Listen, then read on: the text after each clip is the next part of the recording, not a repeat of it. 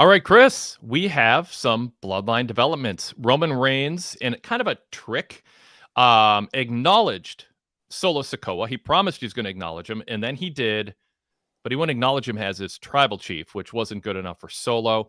Reigns, long story short, ends up getting beaten down by Tamatonga, Tongaloa, Jacob Fatu, and Solo Sikoa at the end of the show after the Bloodline had beaten up Jimmy Uso backstage and dragged him on to the stage. So, war's on. We're at the next stage of Roman against the new Bloodline with even more interaction with Jey visiting SmackDown and still resisting linking up with Jimmy. Chris, your just thoughts? This was a newsworthy show when it came to that. What'd you think of the way they told the story and how it ended? I mean, it finally feels like we're getting a little bit out of the third inning, right? If you remember Paul Heyman talking months ago, it felt like, yep. Right? We're just in the third inning. Okay, well, we're getting some new developments. There's some meat, right? There's the promo and the bit between Jey and Solo at the beginning really set, I thought, the tone for some realism to it, right? It allowed his character to have some depth, even though I wasn't quite sure why he showed up tonight, but I'm glad he did, and we got some good stuff out of it. So I was excited about what we saw and what was teased. Yeah. So tell me your thoughts as a first-time co-host. We'll introduce you in a moment here. On the journey that Roman has taken since WrestleMania, pros and cons. There's been some people embracing it, others critiquing, others being critical of it. The fans were, I think, setting aside the artistic aspect of it, fans were really, really into Roman when he wasn't around. And when he came back, some of the critique and criticism is he didn't embrace that. He felt sullen, maybe for too long. But there are beats and rhythms to this story, and there's a long story arc. They had it laid out. It seems like they weren't going to trying to give the fans what they wanted instantly. That wasn't going to change the pace of the way they did things. So I'm loading the question up here, but that was an aspect of Roman's journey. How do you feel about that criticism? How have you felt along the way? And do you think they're on track? They still get those OTC chants, certainly. Right. So I was there at SummerSlam when he came back, which was pretty awesome. I mean, you could feel the place shake, right? So that excitement was there, palpable. It's still there. I would have liked to have seen something else, I think. And I can't quite put a finger on what it is exactly, but I remember there was a lot of talk about what's his character going to be like. Is he going to be a traditional babyface? Is there going to be much evolution to who he is? What we've gotten so far is a lot of gusto. He's still powerful, right? A lot of posturing, perhaps deserved, right? And yet the man manipulated his family, right? Psychologically. When are we going to talk about that, right? When's the character going to reckon with that stuff in a way that allows for perhaps the embracing of the OTC to be more authentic or earned? So I would like to see some of that more. I'm wondering if they're going to feel an obligation to address all of that, or they're going to say it's pro wrestling, and when something is both inconvenient and they believe largely inconsequential, that they won't worry about dotting the I, crossing the T's, like that the integrity of the storyline they might not worry about entirely. And you have to do that in pro wrestling in the sense that, you are asked to cheer people who have spent years doing horrible, nasty things. Right. Even Kevin Owens, we'll talk about him. He's like, why am I not allowed on the show? Which is beating up Cody and out by his precious bus when all these other things have been done and all these other heinous attacks and stuff. Leave it to KO to kind of point out sort of a meta hypocrisy of the way stories are told, but it is true. I mean, people are asked to forgive stuff all the time. So, it just depends on how much you want to turn up the sort of stickler-o-meter or the nitpick meter. I lean towards turning it up. I think promoters should work hard to tie things together, have integrity. My issue with Jon Moxley is, why is AEW still employing him when he tried to suffocate Bryan Danielson to death? Right. It's like tried to kill him. And then Wheeler Yuta did, and it's like, but that happened, so we want all the heel heat that comes with it. But we also want you to have this disconnect you're supposed to. I don't want to go off on AEW on this, Right. but it relates to Roman. So I will make this point. AEW wants to get all the benefit out of all the heel heat on Moxley and think, oh, he's so vicious, but they also don't want you to take it too seriously, right? Because it's just pro wrestling and we're just here to tell stories. And of course, no one would ever get fired or not welcome or not get a paycheck after trying to murder somebody. Right. And so with Roman, he didn't go that far, but he's done some pretty terrible things.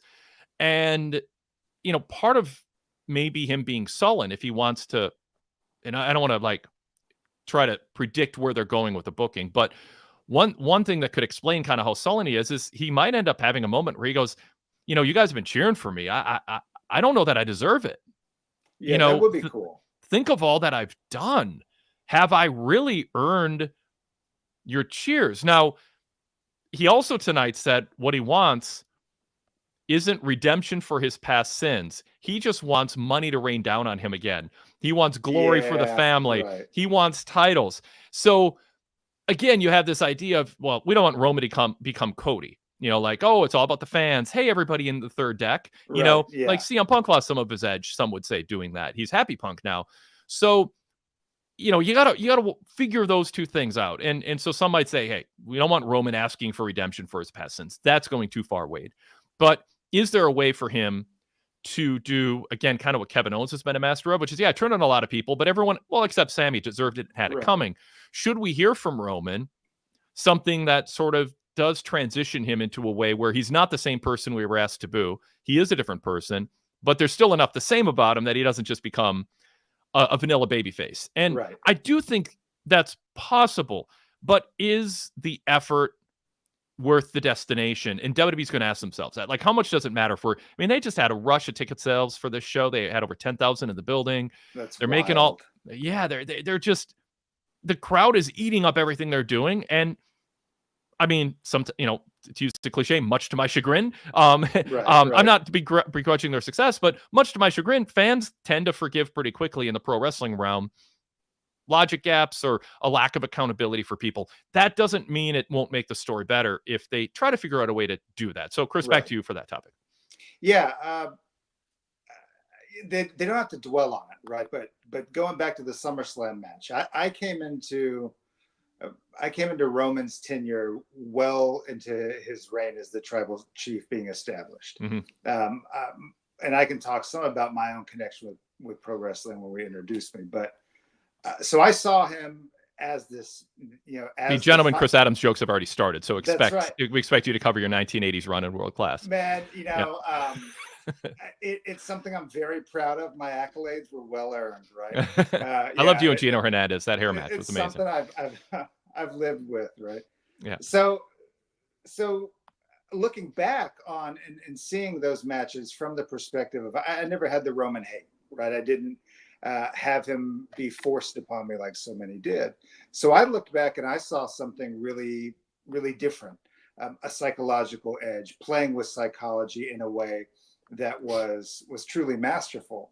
So they don't have to dwell on it, but I'd like something to acknowledge what happens when you gaslight your family, right? If they're going to use it as a massive story piece, let's talk about how you move beyond it.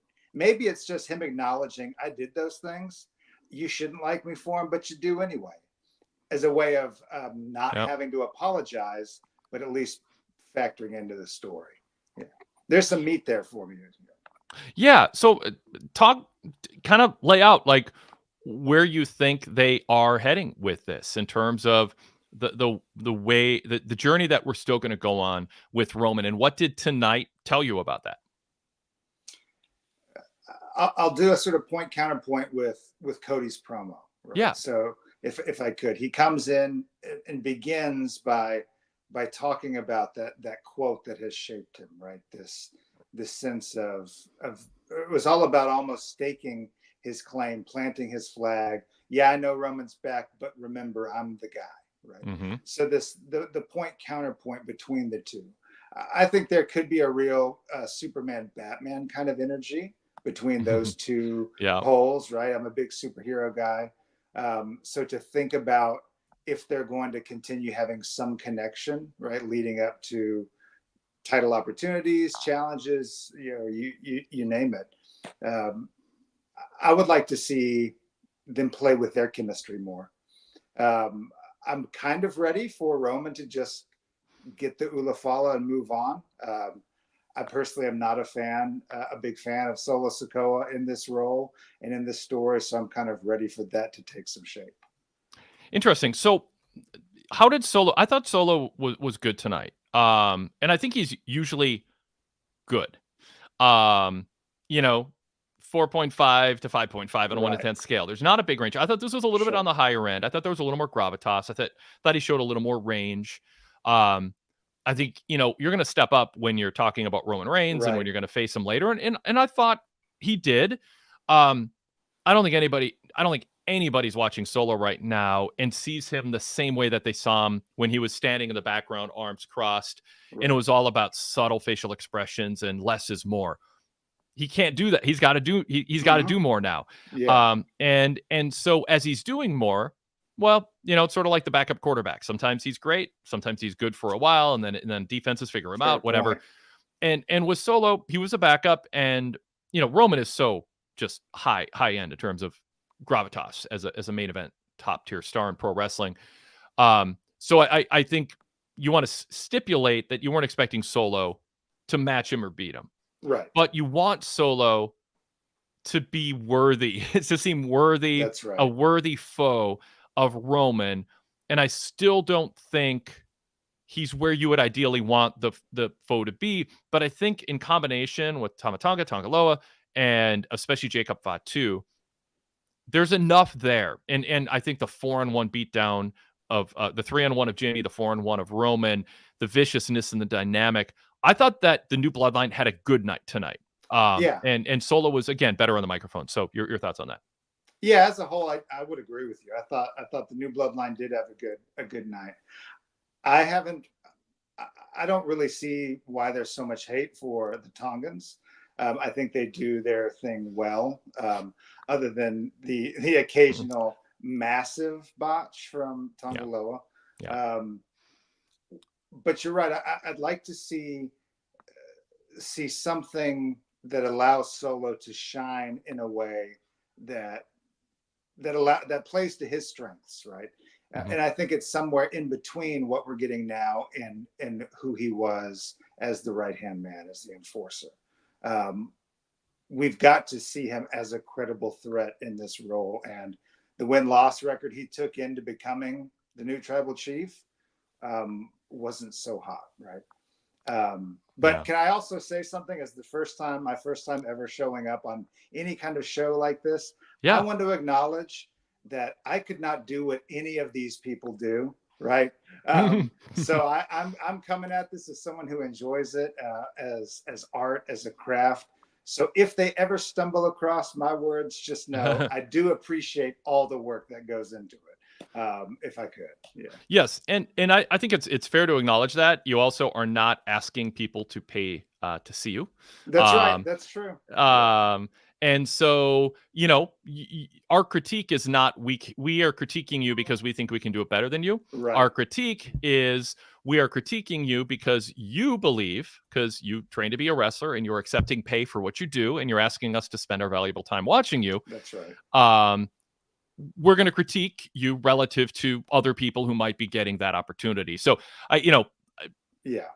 critics who aspire to be in wrestling or aspire to be bookers or aspire to be wrestlers or ex-wrestlers and they're jealous, that's a whole different ballgame. But what we're doing is you ask for our money, ask for our time, and we're going to evaluate whether we think you are living up to the time you're given relative to the other people who could be asking for our money and asking for our time. That's right. That's right. Yep. And but no, I think it's a good opportunity to say that, because I don't think no one should feel bad going to a restaurant and expecting their French fries to be served hot. That's right. And nobody should feel like they should go to a movie and have the movie match the excitement of the trailer and be well scripted and well executed for the money you're being paid and the time you're spending.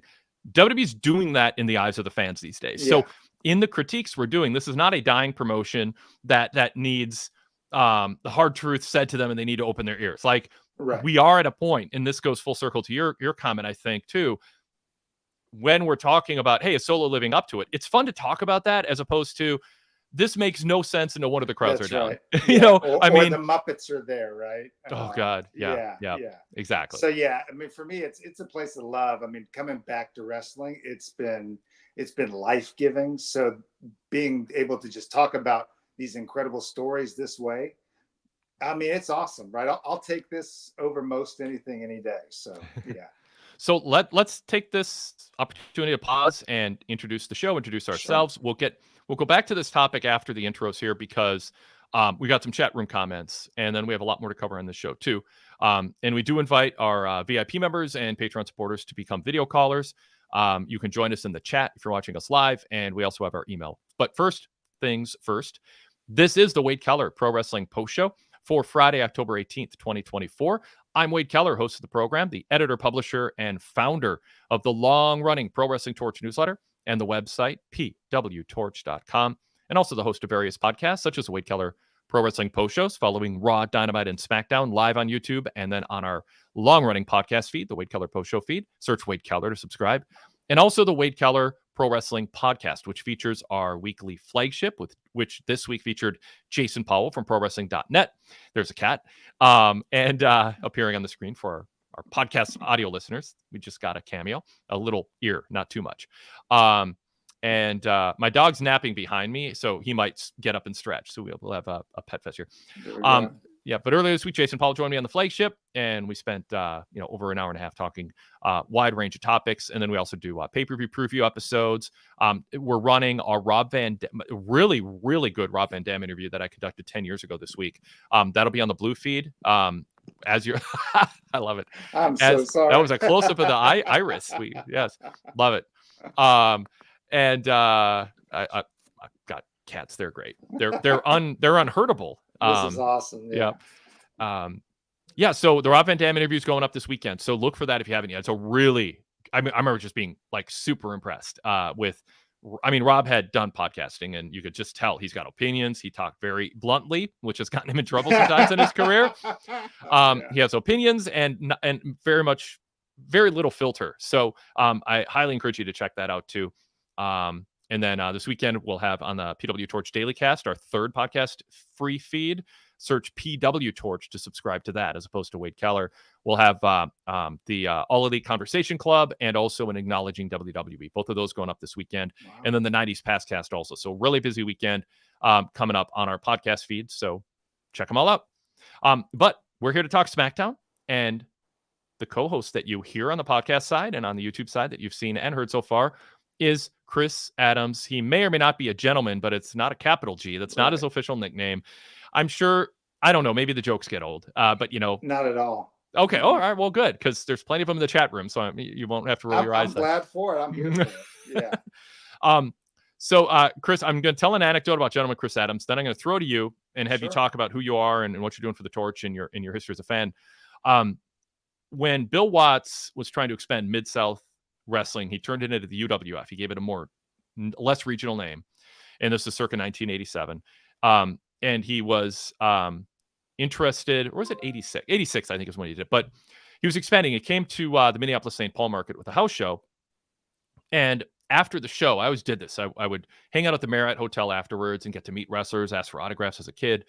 And gentleman Chris Adams was there. And I'd been watching him on World Class Championship Wrestling for years. Huge fan of his work, his promos, his in-ring work. He and Gino Hernandez were one of my favorite tag teams. His feud with Kevin Von Erich was fantastic. His heel turn, he was so great as a babyface. I think better as a heel. So I asked, "Are you guys coming back?" The crowd wasn't great for the UWF debut at the Bloomington Met Center just outside of Minneapolis and St. Paul. I said, "You guys coming back?" And Chris Adams, he said, kind of like to the side, he's like, "I don't think so, because there's been a murder." And I'm like, there's been a murder? He goes, "No, merger." And I'm like, "Oh, a merger." I couldn't tell from his accent. I thought somebody had been murdered and they weren't coming back. And I was like, wow. And he goes, "Yes, Jim Crockett Promotions apparently is going to buy us." And I wasn't getting newsletters. I didn't have any inside track on this stuff. And it was like exciting. I got news. I got a scoop from a wrestler about a major story. And that lit a fire in me a little bit to do Sure. what I ended up doing. I was like, you mean I can talk to wrestlers and get scoops? And within a matter of, months, I was doing the Pro Wrestling Torch newsletter. That's why. How Started old that. were you? I started the newsletter when I was 16, That's and awesome. the Chris Adams thing would have been when I was about 15. So, um, Wild.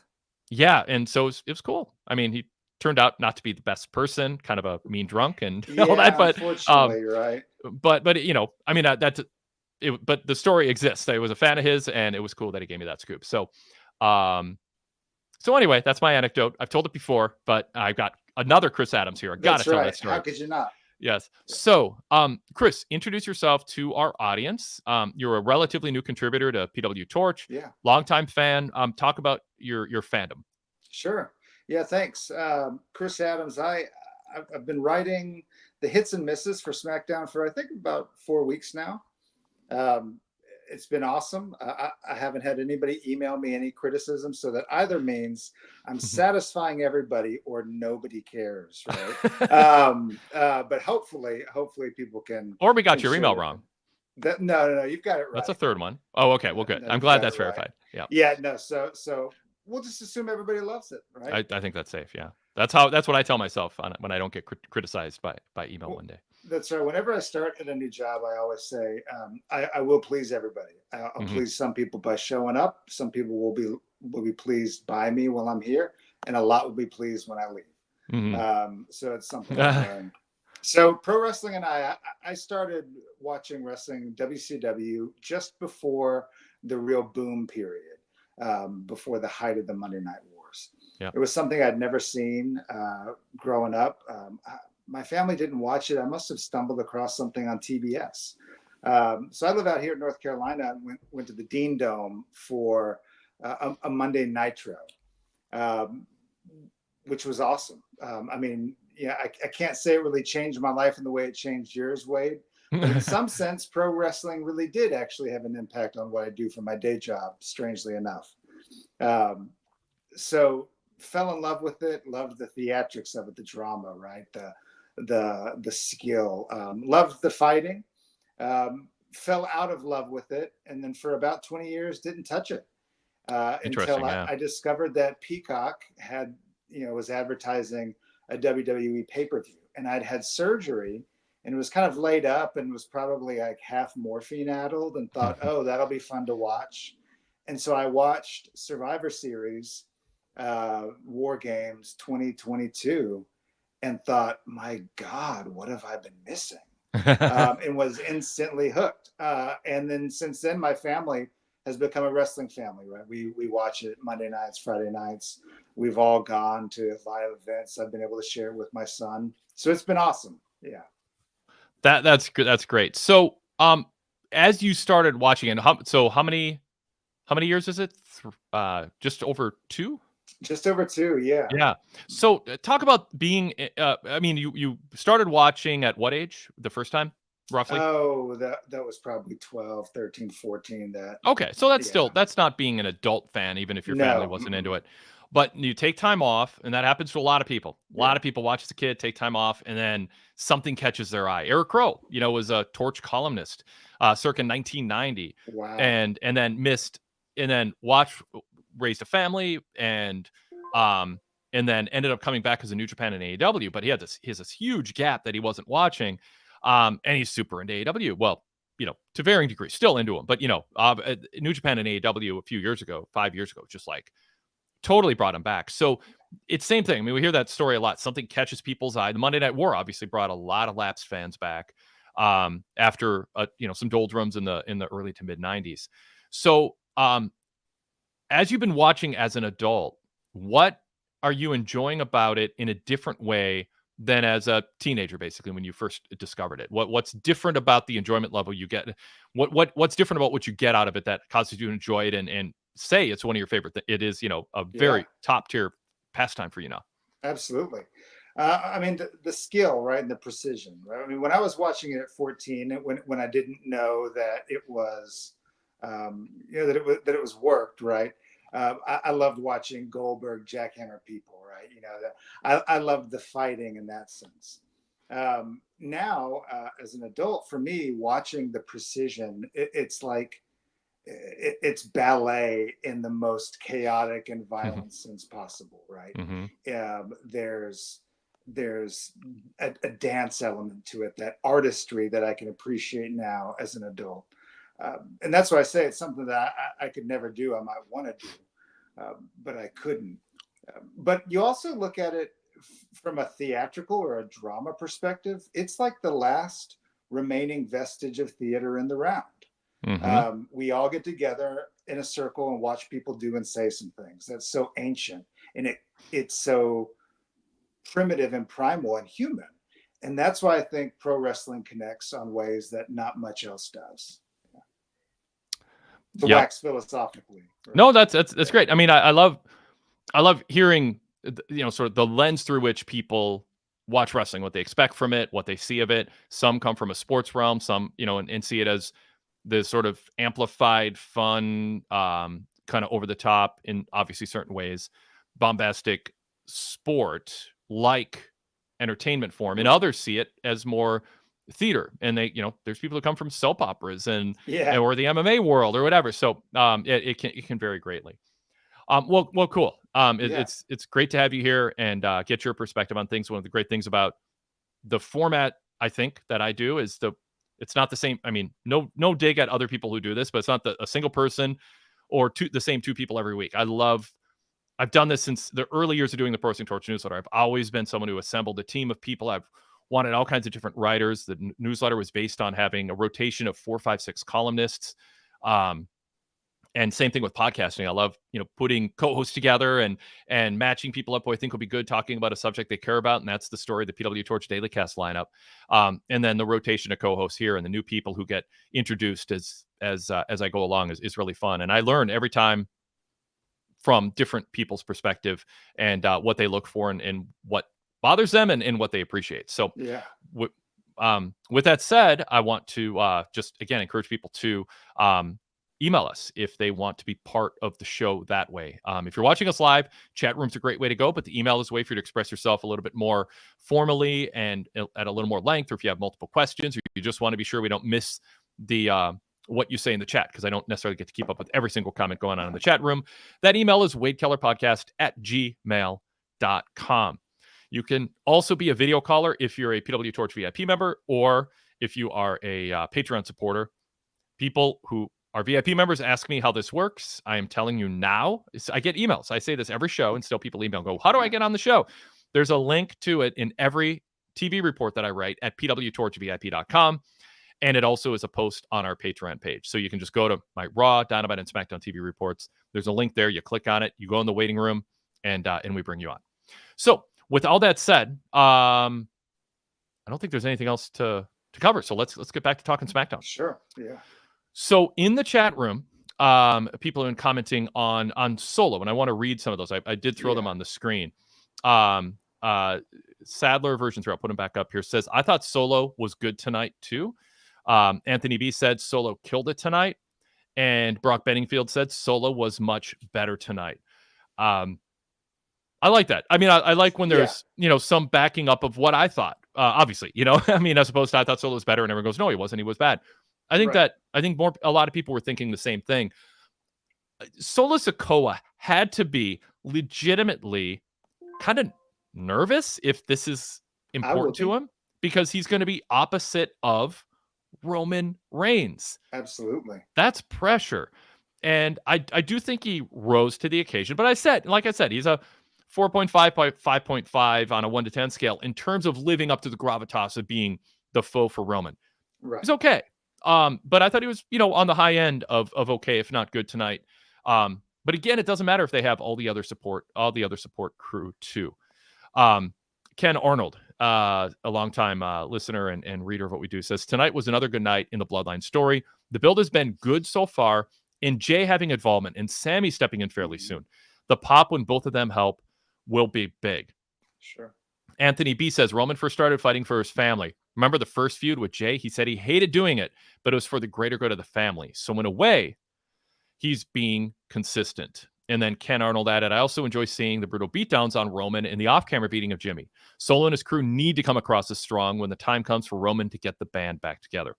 So let's talk about the band getting back together. and the chapters we saw tonight regarding that.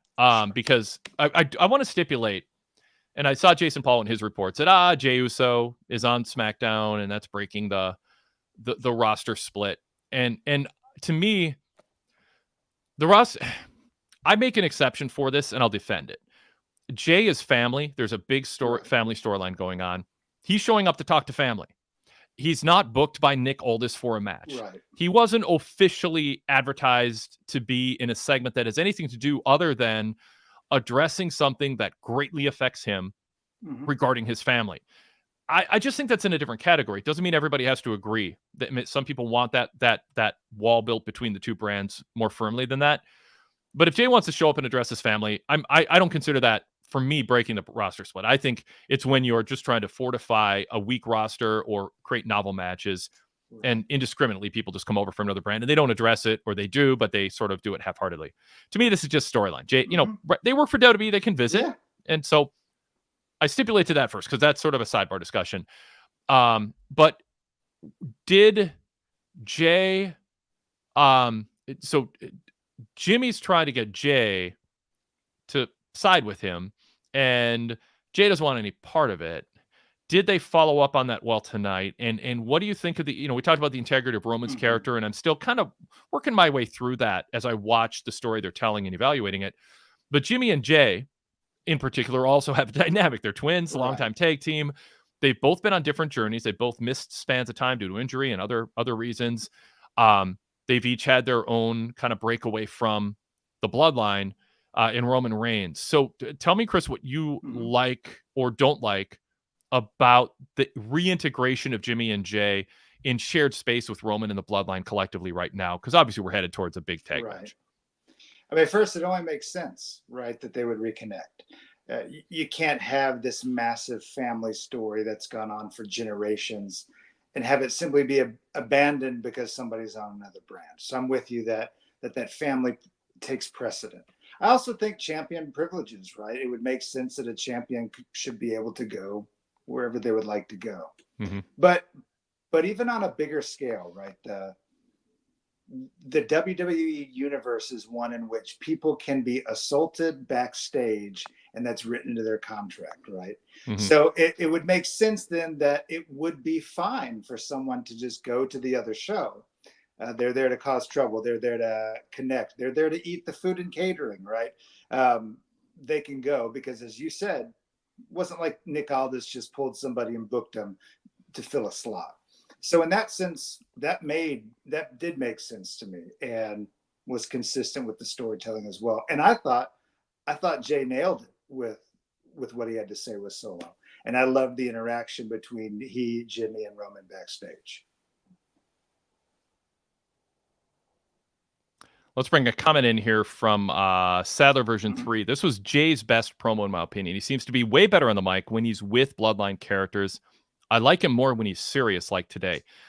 There's definitely times Jey feels like there's not a lot going on with him in terms of thoughts that he wants to express. It's just yeet and energy. Right. It's working. He's one of the most popular wrestlers, period, in a long time. Like, he's just it's wild. The crowd reactions for him are fantastic. He is worth protecting. You want to focus on his positives, not his shortcomings if you're a promoter right now. And I think that's what they're doing. But I think he has stepped up. Talk about that. Oh, absolutely stepped up. So you asked her in the last question, how do I feel about them reintegrating, right?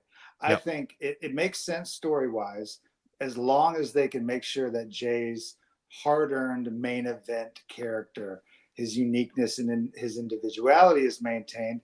And I would like them to do something with Jimmy other than just no yeet shirts, because I have some thoughts about what I wonder Jimmy must feel. But as long as he keeps that, I'm there for it, because it worked tonight. It had both layers. It was a nice mix, right? He was able to use yeet and no yeet as something other than just crowd bait, right? It was awesome. It really was. There was real substance to it, I thought. It's crazy they've been able to have somebody saying no yeet and have it be this dramatic moment in a family drama. Yeah. Yeet. No yeet. Absolutely. Like Yeah. that's what I mean. It's wild. And we're watching it and we feel it, right? No yeet. We were like, oh damn, like he meant that, you know? Yep. Yeah, it's awesome. It's awesome. Yep. All right, let's go to Brian Bayless's comments. Why was Jey happy to see Jimmy after wanting nothing to do with him on Raw? Chris. I mean, you know, my first thought was he's there as the champ with the gold on his belt. And he had one of those smiles that could have been like, hey, you know, look at me. I'm here on your turf, right? So there's that element. I don't have a twin brother, so didn't feel that rivalry. Yeah.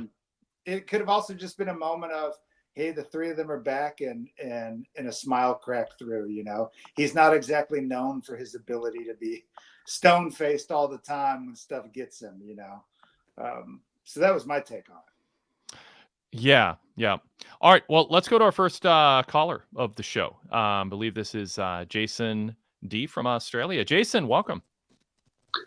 Yeah, thanks, Wade. Nice to hear from you, Chris. Enjoyed your story about how you became a fan and whatnot. And I agree with kind of what you talked about. What attracts me to wrestling is the whole theatre aspect. And as we go along, I always think of it as a live action theatre rock concert. You just like everything. Yeah.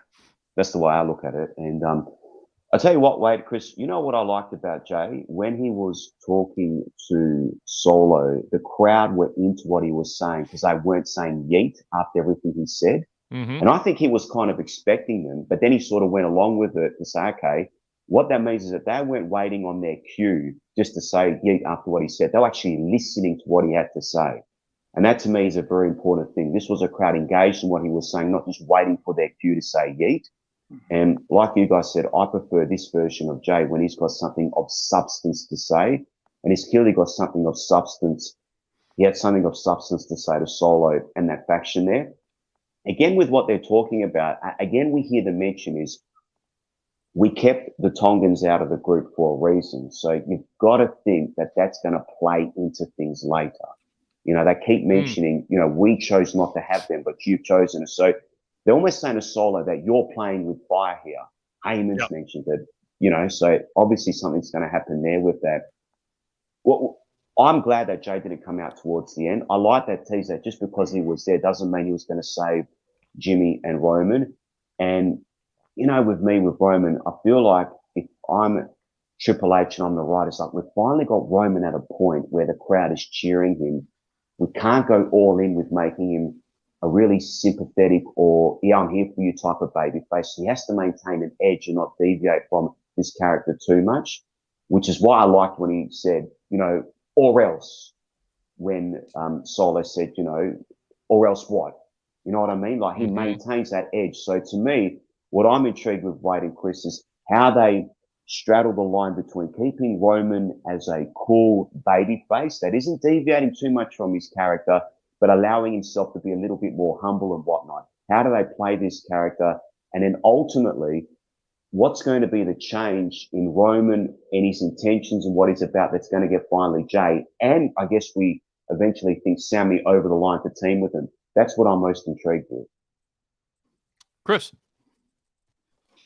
So Jason, thanks for calling in. Thanks for your nice thoughts about what I've had to say so far, not chasing me off. So you want Sammy to come back into this storyline?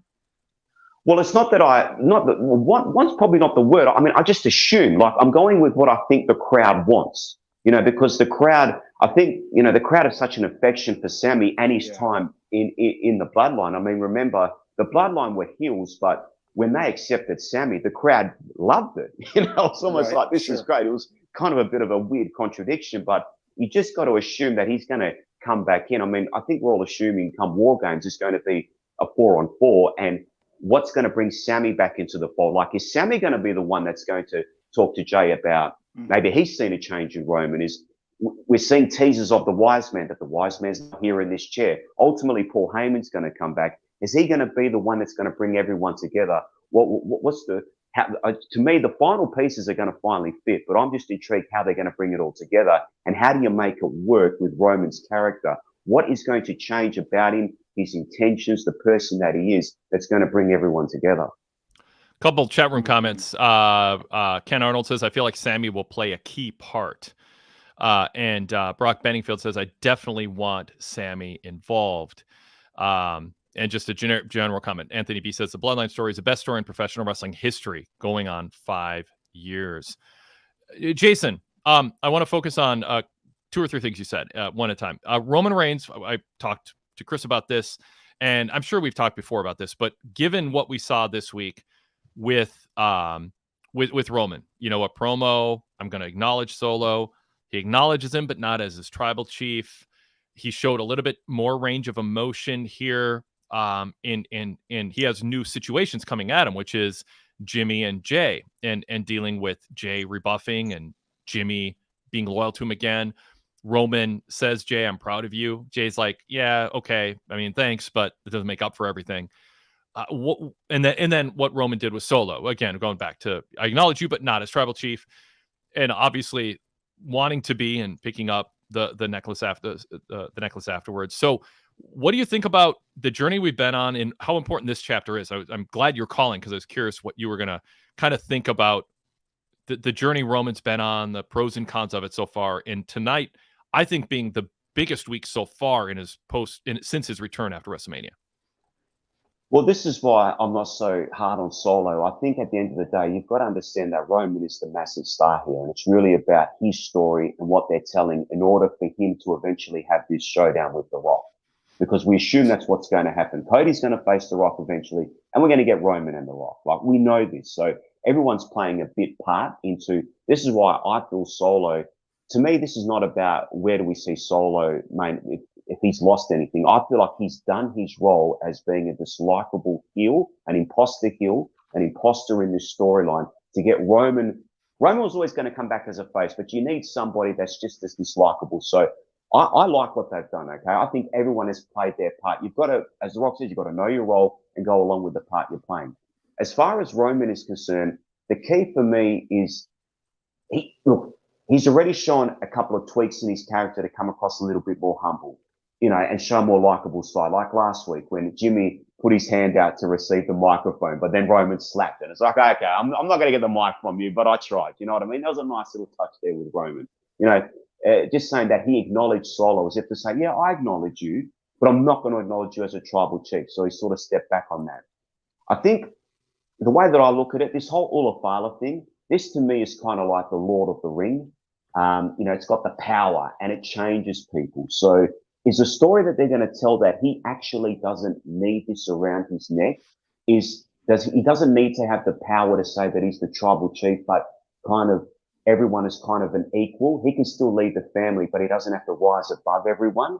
I'm just trying to think of a story that they're trying to tell and the position that they can put him in to make him a more likable person that's going to bring around Sammy and Jey, because the story has always been that, the reason why Jimmy stopped Jey is because he didn't want Jey to get obsessed with becoming a tribal chief and the power and what that position brings, because it brings out the worst in you. I'm just trying to tie up all the loose ends in my head and trying to come up with an idea of where they think the story is going to go to ultimately get Roman into a strong position as a babyface, but a more likable one who hasn't lost his edge. Because by him bringing his family on board and acknowledge them more and treating them more as an equal, that's not losing your edge. That's just being a likable leader of a group. So a couple things on this that I want to get both your opinions on. I say this about AEW a lot, about things that happen off of Dynamite, that they should talk more about it, or outside of AEW, and they should talk about it more. We saw it with Motor City Machine Guns tonight. Corey Graves, like, they, gave sort of a dated, the back of the baseball card summary of who the Motor City Machine Guns are. You flip the card over.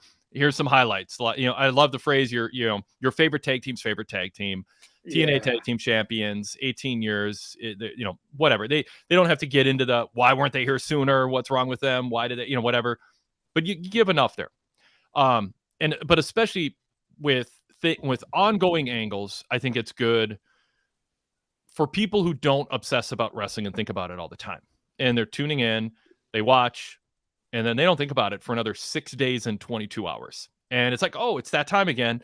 You watch, but you need your memory refreshed. I think people who are obsessively into wrestling and on social media all the time, talking with their friends, listening to these podcasts, they can be a little self-centered sometimes in terms of their perspective on what it's a waste of time. Why are you telling me something I already know? Well, because it's not all about you. It's about getting the biggest audience. So I say all that to lay the groundwork for, should Corey Graves, Wade Barrett, Michael Cole, should they be giving a little bit more background to remind people of the dynamic of Jey and Jimmy and Roman and the original Bloodline? To me, it feels like they're assuming everybody remembers every twist and turn in this multi-year saga. And as Sami gets reintroduced, and part of this is, if they do it, if they decide to do that, it's not just catering to the casuals. It's reinforcing storyline beats to let the hardcore ardent fans know what is most important.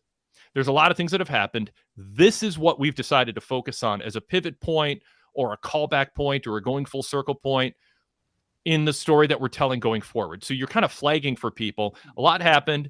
Here's the thing we want you to be thinking about more than anything. And I think that's important in storytelling. And I had a third point in this. So you're bringing in, and then you're going to have new viewers who just don't know. Like, I mean, not everybody who's watching was watching 6 months, 3 months, or a year and a half ago.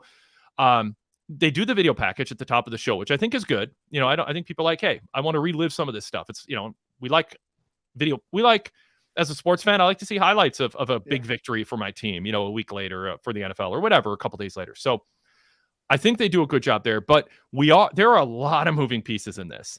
And the Jimmy background with Roman, the Jey background with Roman, the Jimmy and Jey background, decide what they're going to own, decide what they want you to think about, but that also can make the parts that they want you to forget about, or they want to mulligan on, or they go, that happened, but we're not going to be able to really tie that loose end together. So let's, through the absence of acknowledging it, but emphasizing other things, we're going to steer how you're thinking about the dynamic moving forward. And I think as you reintroduce Sami, which I think is likely and fans want, that's even more important. So it's more of a commentary than a question, but I want your guys' response to that. Chris, I'll start with you. Well, I think that's the genius of storytelling the way it's done, right? It is that ability to shave and shape the narrative to keep the focus on what you want, unless something gets really hot, right? Which was my sense of how the Sami stuff in the Bloodline started. To the point of commentary, giving background, giving information. As somebody who came back to it recently, right? Being able to have those tidbits really did help reorient me. I'm also somebody who's going to do the digging, right? So, you know, staying up till 1 o'clock in the morning when the insomnia strikes. Well, I could very quickly learn about the history of Roman Reigns over the last 10 years. Mm-hmm. But for my wife, he was booed for a while when he was a babyface. If you didn't hear, the dog food, right? You know, I was able to go back and suffering see succotash. Suffering succotash. I showed that one to my wife, and she could not believe it. Right? Yeah. She's a sensible one. She doesn't stay up till 1 in the morning and do Wikipedia. So for her, those tidbits are helpful. Yeah. For my family, who doesn't quite understand why I love wrestling so much, when I said I'm going to be at SummerSlam, why don't y'all watch it? They were able to get into the match because the commentary, right? So I do think it's helpful and it serves its purpose. The video packages I could do with fewer, but I still think they're useful as well. And perhaps they found the formula. It's why they're rolling in cash, right? Why it's so hot right now. They're doing something right. Jason, your thoughts on same topic? That's so funny, Chris. So that's right. You told me the first event that you saw was the War Games from a couple of years ago. So how many times did you come on your show and the opening 30 minutes for years was talking about how Roman is better off as a heel and that his face is not working and it's dragging down the... Chris, you missed out on, it was a good time, but it wasn't such a good time. It was the best of times, it was the worst of times. Remember, Wade, all those podcasts? We would talk about Roman. He's not, oh my God. I'm so glad we're not there anymore. But in relation to what you're taught, see, that's the key, right? How do you balance rewarding people and not drumming it into their face, what they've already seen and what it's all about, the long-term viewers, but then how do you catch up the short-term viewers? the key to me, and the person who I believe always cuts the best promos regarding this, is Paul Heyman, because I can see Paul Heyman coming back and wanting to tie all these loose ends together, because before he left, right, or before he had that beatdown, he talked about how when Roman was the tribal chief, that yes, they may have done a few things here and there that were a bit questionable, but it was always done with honor. But now this new bloodline, they're not doing it with honor. They're savages. So that's the point. You've got to listen to Paul Heyman, because when Paul Heyman talks, he's the one that's cutting a promo, involving himself, but he's also telling you what he wants you to think about the story that they're trying to tell. So when the wise man comes back and starts laying things out, that's when we know what's going to be left out and what's going to conveniently be like, we don't really want you to think about that. Like, maybe we don't want you to think about that Jimmy stopped Jey from becoming the tribal chief because we don't want Jey to be corrupted with that power. We don't know if we want to revisit that, but we want you to go down this path. Because to me, and that's why when there's an interaction with Roman, Jimmy, and Jey backstage, then they come back from the break, they go to a match. You talk about the match, but Wade Barrett then could say, I still can't get over how Roman said to Jey he's proud of him, and Jey just didn't accept it and embrace it. That's Roman Reigns complimenting you. That felt so rude. And then Corey Graves can go, yeah, Wade, but don't forget, bullet point, bullet point, bullet points. Right. So it doesn't come across as, let's catch you up. What it comes across as is Corey Graves rebutting Wade Barrett's perspective, but in the process feeds you reminder bullet points. And again, it's about underlining this is the part of the past that we are building on and we want you focused on. And that by definition will crowd out some of the other things some other people might be thinking about who have great memories and they're thinking about it all. No, this is the key thing to think about in the Roman Jey dynamic. And so Corey Graves was really good at that. And Wade Barrett's, good at stirring conversation. Michael Cole, obviously he's a pro. He's, he wasn't there this week, but Barrett and Graves were interacting. So that's what I mean. I don't mean, hey, everybody, let's go to Matt Stryker at a chalkboard and an ink board, right, and he's going to go on this date, this happened. And then, no, that's not what I'm talking about. But you want to bring people in. So, Jason, you brought up Paul Heyman. We have some chat room comments on him. Ken Arnold said the wise man references have picked up too. Paul Heyman coming back and helping to guide the babyface bloodline will be a key part as well. Sadler V3 says, Ken Arnold, yeah, hopefully Heyman shows up on Raw to do a segment with Jey. Ken said, would Paul Heyman tell Roman that he doesn't need the Ulafala, the ceremonial necklace? I had bracelet in my head because of CM Punk and Drew McIntyre, to let everyone know that he is a tribal chief. He doesn't need that. Yes, it's an important symbol like the matrix of leadership in Transformers, but people know.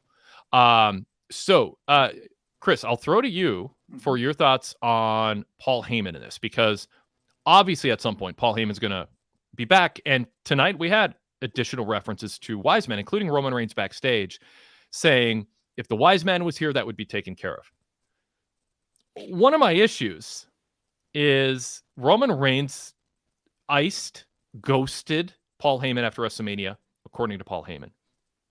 They had a great relationship. They after WrestleMania, they had that sort of "are we supposed to see it" moment to them embracing. Right. They're intertwined as much as any manager and wrestler are in wrestling history. I mean, they're just Bobby Heenan and Nick Bockwinkel for me are number one, but there's so many others over the years. I thought Don Callis and Kenny Omega could have been. Like I value long-term wrestler, main event wrestler manager relationships. Roman doesn't talk a lot about that. That doesn't seem to be, he's talking to Solo about what have you done to the family? You say you're the tribal chief. No, what about what they did to Paul Heyman? Shouldn't that, if Roman is going to be worthy of our cheers, of our admiration, we feel like he's redeemed himself, or he's a lesser of two evils, or he's grown up in front of our very eyes, or when circumstances change, he changes. Whatever it is, shouldn't he care more about what happened to Heyman? It feels like, Chris, a storytelling device, which is we don't want you thinking about it now, but we'll get to it. Right. But it doesn't feel congruent with an actual human being confronting the people who took out this person who's very close to you and your success. And then we also just don't have an answer, and I don't know if we ever will. Why did Roman ghost Heyman, or was Heyman lying? That to me ought to be talked about. So, Chris, your thoughts on that aspect? There's a couple other confusing pieces for me with the Heyman of it all. In the showdown in Georgia Tech Stadium, right? Roman did mention they took the wise man from me, and I think that was the first time we heard him saying that. But then there's a piece of promo material going around that has Roman walking backstage in an OTC shirt with Paul Heyman next to him, which I think is the first time we've seen Heyman anywhere near OTC material merchandise. Is that right? Sounds right. Yeah. Yeah. So I think something has been filmed, made. We haven't been privy to it, whatnot. But I'm like you, it doesn't feel congruent yet. A piece is missing. If he did ghost him, right, as someone said in the chat, that does need to be addressed, right? You ghost somebody who has been like a father figure to you, right? Somebody who has tended to you emotionally, who both on and off screen has this relationship that has nurtured the absolute best out of you, and you do nothing for them when they're slammed through a table. Yeah, I'd take that personally if I was Paul Heyman. Yeah. Jason, your thoughts on this? No, I agree. It has to be addressed because look, not every storyline has all its I's dotted and its T's crossed, right? We don't need this in every single storyline, but with this Bloodline storyline, which has carried the company, for the past three or so years, and definitely has been at the forefront as to why WWE is doing so well. I mean, it's just, we saw the ratings, we saw the drama with the Bloodline. They need to make sure that they're crossing their T's and dotted to give respect, not only respect to the audience, but also respect to the hard work that they put into the storyline. So yes, Paul Heyman, Roman Reigns acknowledging what happened to Paul Heyman and talking to him about it and showing that he wants to get revenge from Paul. I think that needs to be addressed. And also Paul needs to ask Roman, why did you ghost me? And someone like Jimmy, he could be a mediator for this. Like he could ask these questions because we need somebody asking the questions of these two characters that the audience is asking. So perhaps Jimmy, who's playing kind of a peacemaker role, he can kind of maybe, I don't know how you would set it up, a backstage thing or something in the ring, but questions that a lot of the fans have, they need to be answered. And even if they're small questions, just so you can say we've ticked it off and we've given respect to this storyline and given respect to this audience. Doesn't have to happen for all the storylines, but for this one, yes. And they want this to be Emmy award winning material. I mean, like they literally, Paul Heyman literally talks about that. This is there have been stories in the media, and I see comments on social media. That it got the conversation started on that. So, like, we're gonna hold you to a high standard then. Like, you can't have. I mean, everybody does it. I mean, Star Wars movies, they come out and people go crazy with inconsistencies and what they feel is a letdown or sloppiness. And I mean, there's so many genres where that's the case. So I don't need to list more examples. That's just a real prominent one. So you could have Sammy come back and say, whether it's before or after the Wise Men, isn't germane to this, or it's not essential to this, but he can say, Roman, Paul Heyman this, Paul Heyman that, he did terrible things to me. When you didn't talk to him after WrestleMania for months, I thought finally you saw who he really was. Roman goes, that wasn't because of X, Y, or Z. It's because I needed alone time to deal with things. And Paul Heyman and I have had a private conversation and we worked through it. We're okay. That's 8 seconds. You've now tipped, like, you've respected your audience to say it's not a major plot point, but we're going to just address it and tie a little whatever, button it up. So Sammy's the vehicle to acknowledge it. Roman explains it. Heyman never has to address it, or if he's in the scene, he can nod. Right. Boom, it's done. It's done. Yeah. It was a way to explain Roman being gone. It created some mystery. But you know what? That's our way to say it's not a major issue going forward, but we respect you enough to not expect you to forget or again, give us a mulligan on that. It should be addressed. So that's one way it could be addressed. Many, many other ways. But Sammy is the type of person who go, because of Paul Heyman, Roman, I didn't mind when you ghosted him. It feels very natural in the course of things. It doesn't feel like a recap or some, overt attempt to button something up so illustratively, that's kind of what I'm looking for here. Maybe it's going to be a major plot point when he comes back. I don't know. But Sammy is, I think, going to be somebody. Sammy and Jimmy are deeper people than Jey Uso. as their characters. I And agree with that. yeah, so Jimmy, now that he's back in the scene, and that's no disrespect to Jey. People love Jey because he's this simple, enthusiastic guy who is driven by emotions in a more childlike way. I mean, again, that sounds insulting, but children are great. You know what I mean? Yeah. But Jimmy feels a little more layered, a little more, nuanced in the way he thinks, and Sammy definitely does. So there's a lot to work with here. Chris, yeah, jump in if you want, and then Jason, you can chime in too. I think with Jey, there's this level of play, right? Of frivolity in the best sense of the word, right? Mm-hmm. He's the party. And sometimes you've got to bring the party down, right? You can't take it. And so having those promos tonight where he shows he's got that depth, I would like even more. I would like, a better blend between the two. But I'm with you. There's something about Sammy's story of feeling of shame, of loss, of who he is, of identity issues, right? These are the things that this story can explore in really deft ways if they handle it well, and they can continue on with it.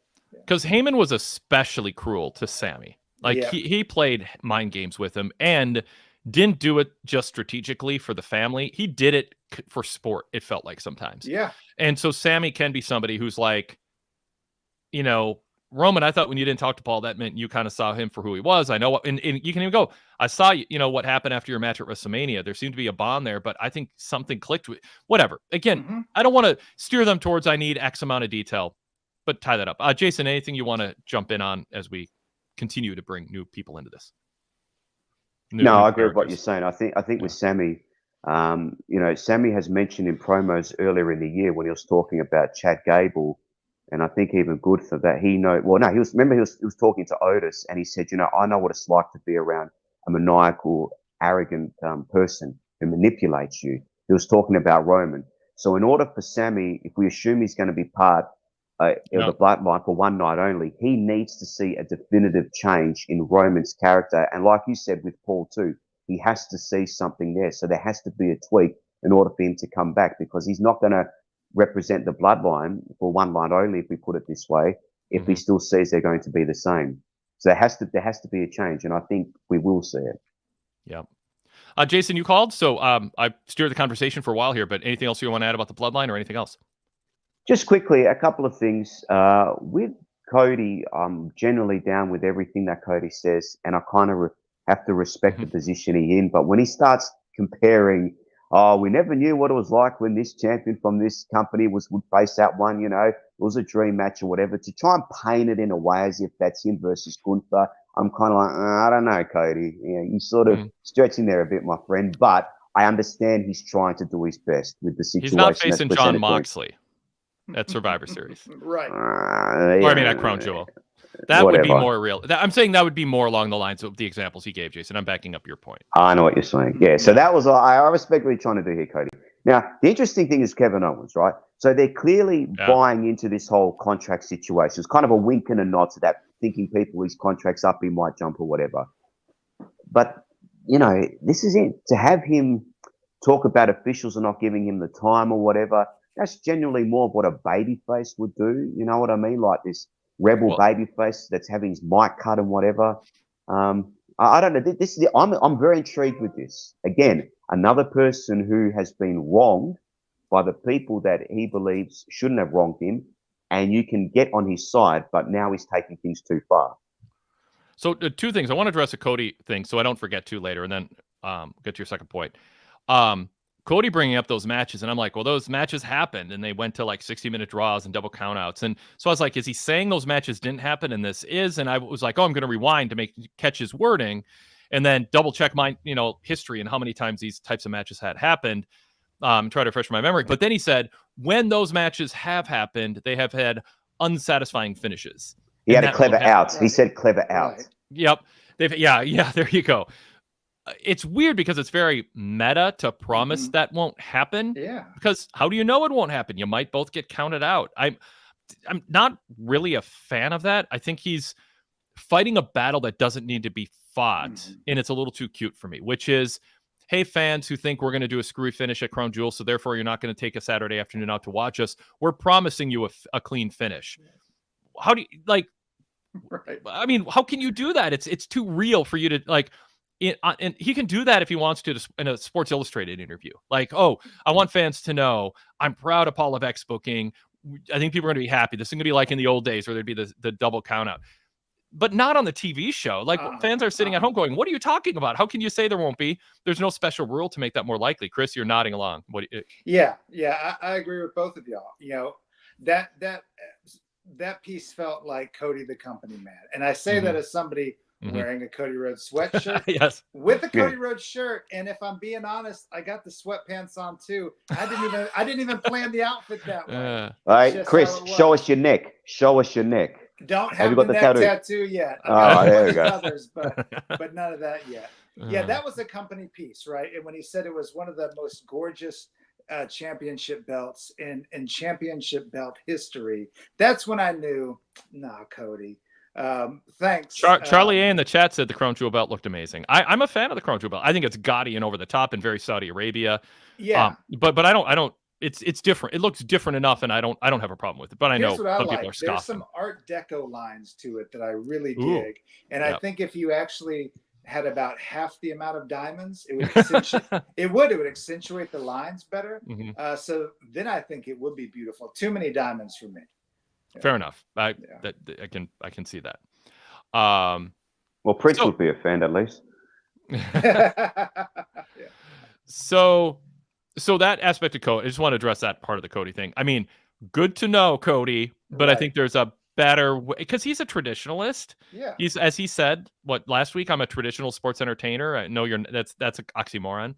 And I stepped in a little bit, and I think he stepped in a little bit this week. Like, don't be, to me, and I don't like to prescribe motivation. I like to evaluate my impression, because I can't get in someone's head. But I'm going to venture into that territory here.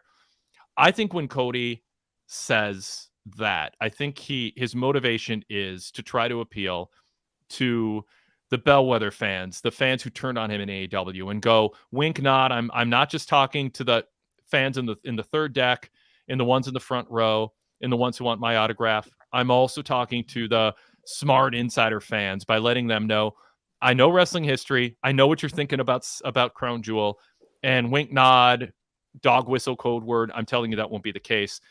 And he's trying to endear himself, ingratiate himself with that type of fan. I just am more of a stickler for narrative structure within the canon of in the opening to closing credits, as I say, of a show. Just stay in character, like consistently in every way. If it happens to reflect reality and it's the best story you can tell, absolutely lean into it. If you're telling a inferior story to a fake one just because it's real, don't do it. You're playing to a very small audience, and you're telling a bad story. So, with that said, also I'll just go back. Good to know. Now I'm kind of, okay, we're gonna get a finish. Who's gonna win between?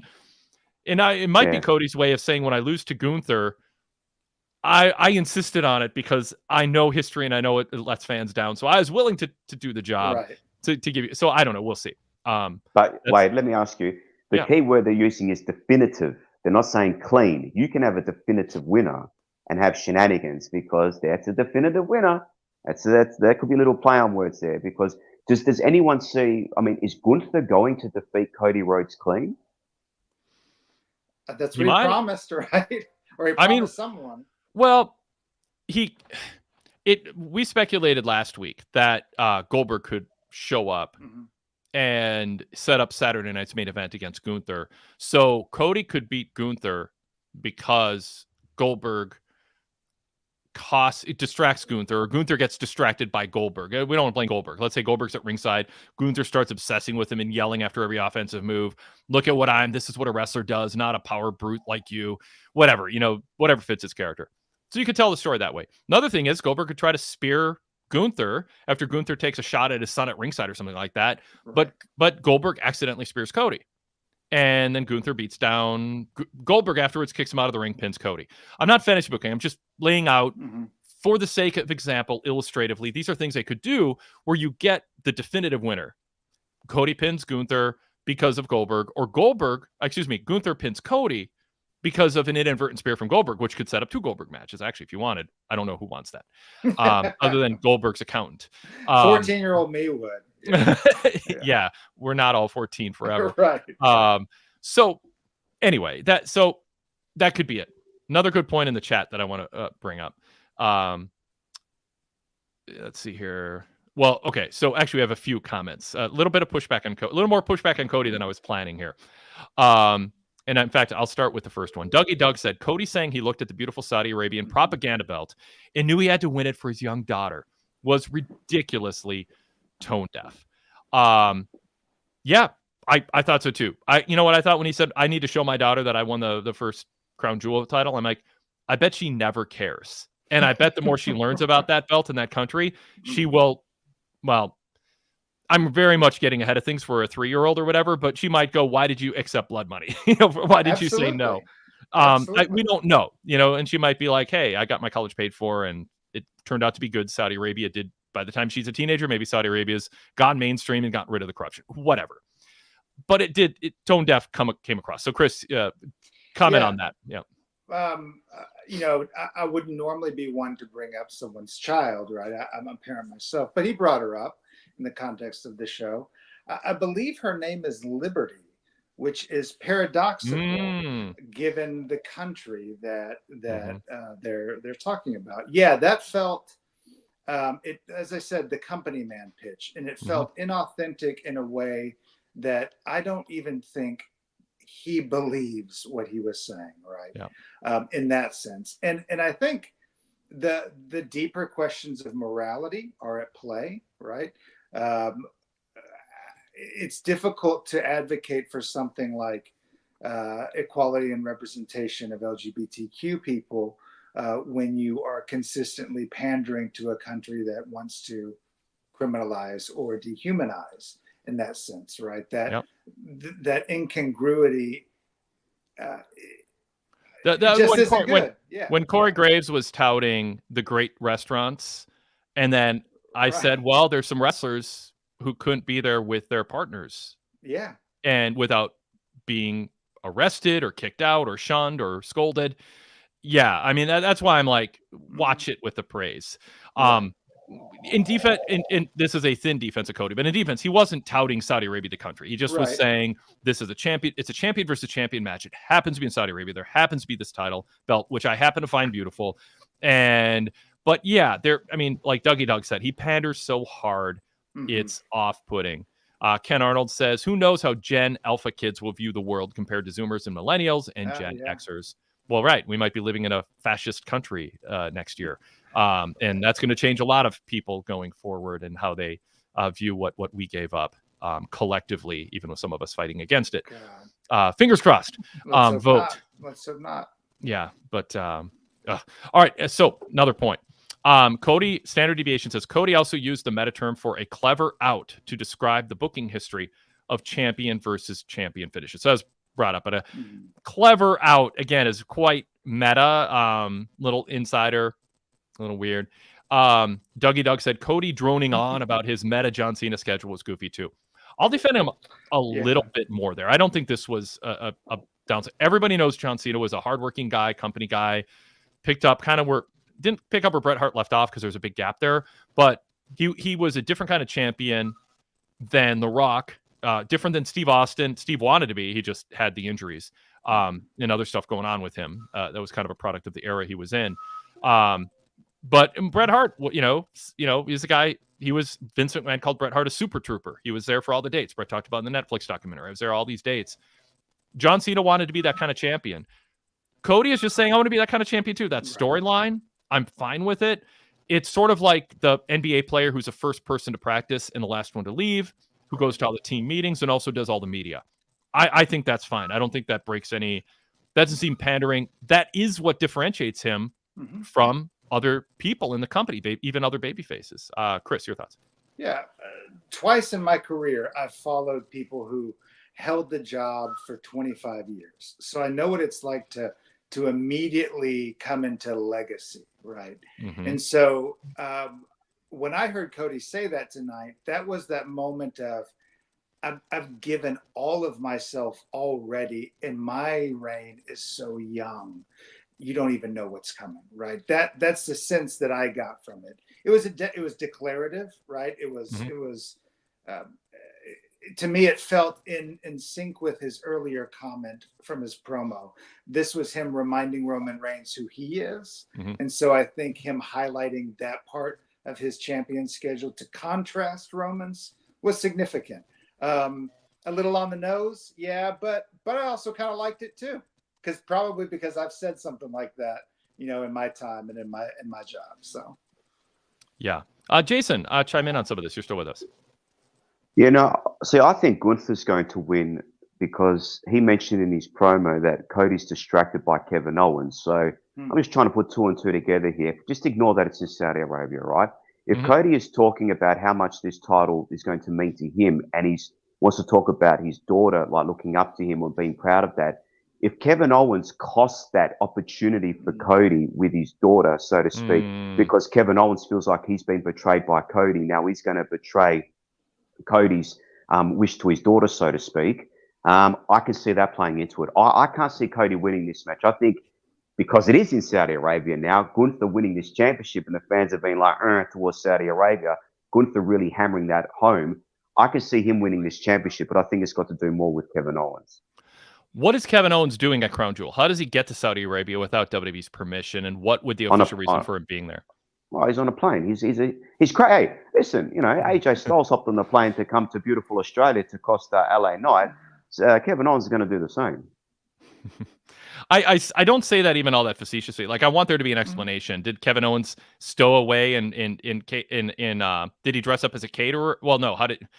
Did he go in a storage crate, or did he come up with some reason he should be brought there? If he's at second, I mean, maybe no one's going to think this matter, or few people will think it matters, but it's not like just an arena in America. If he makes it to Saudi Arabia and interferes in the match, there ought to be a damn good explanation for how he got into that country and into the building if he wasn't there officially, because he's declared himself basically suspended and also not sure he wants to come back. So challenge to WWE, if you're listening on an airplane, thanks for choosing us to get your critique of your product. Yeah. I know there's some who do.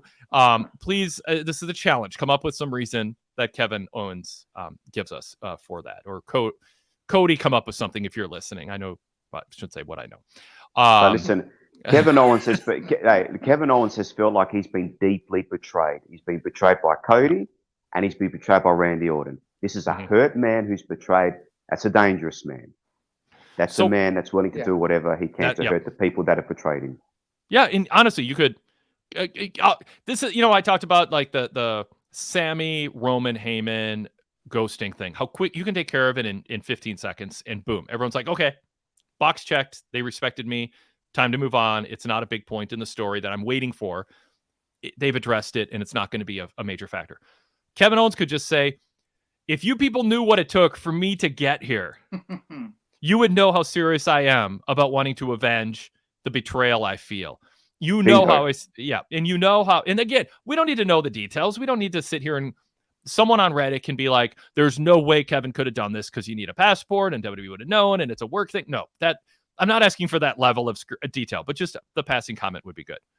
I want to get to Kevin Owens in detail in a second, because that was your main second point, Jason. I want to say another thing about Cody, and this is more broad.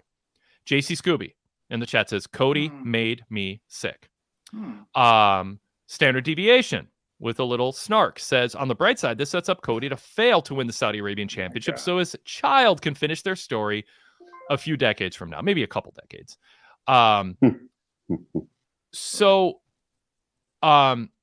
here's one more.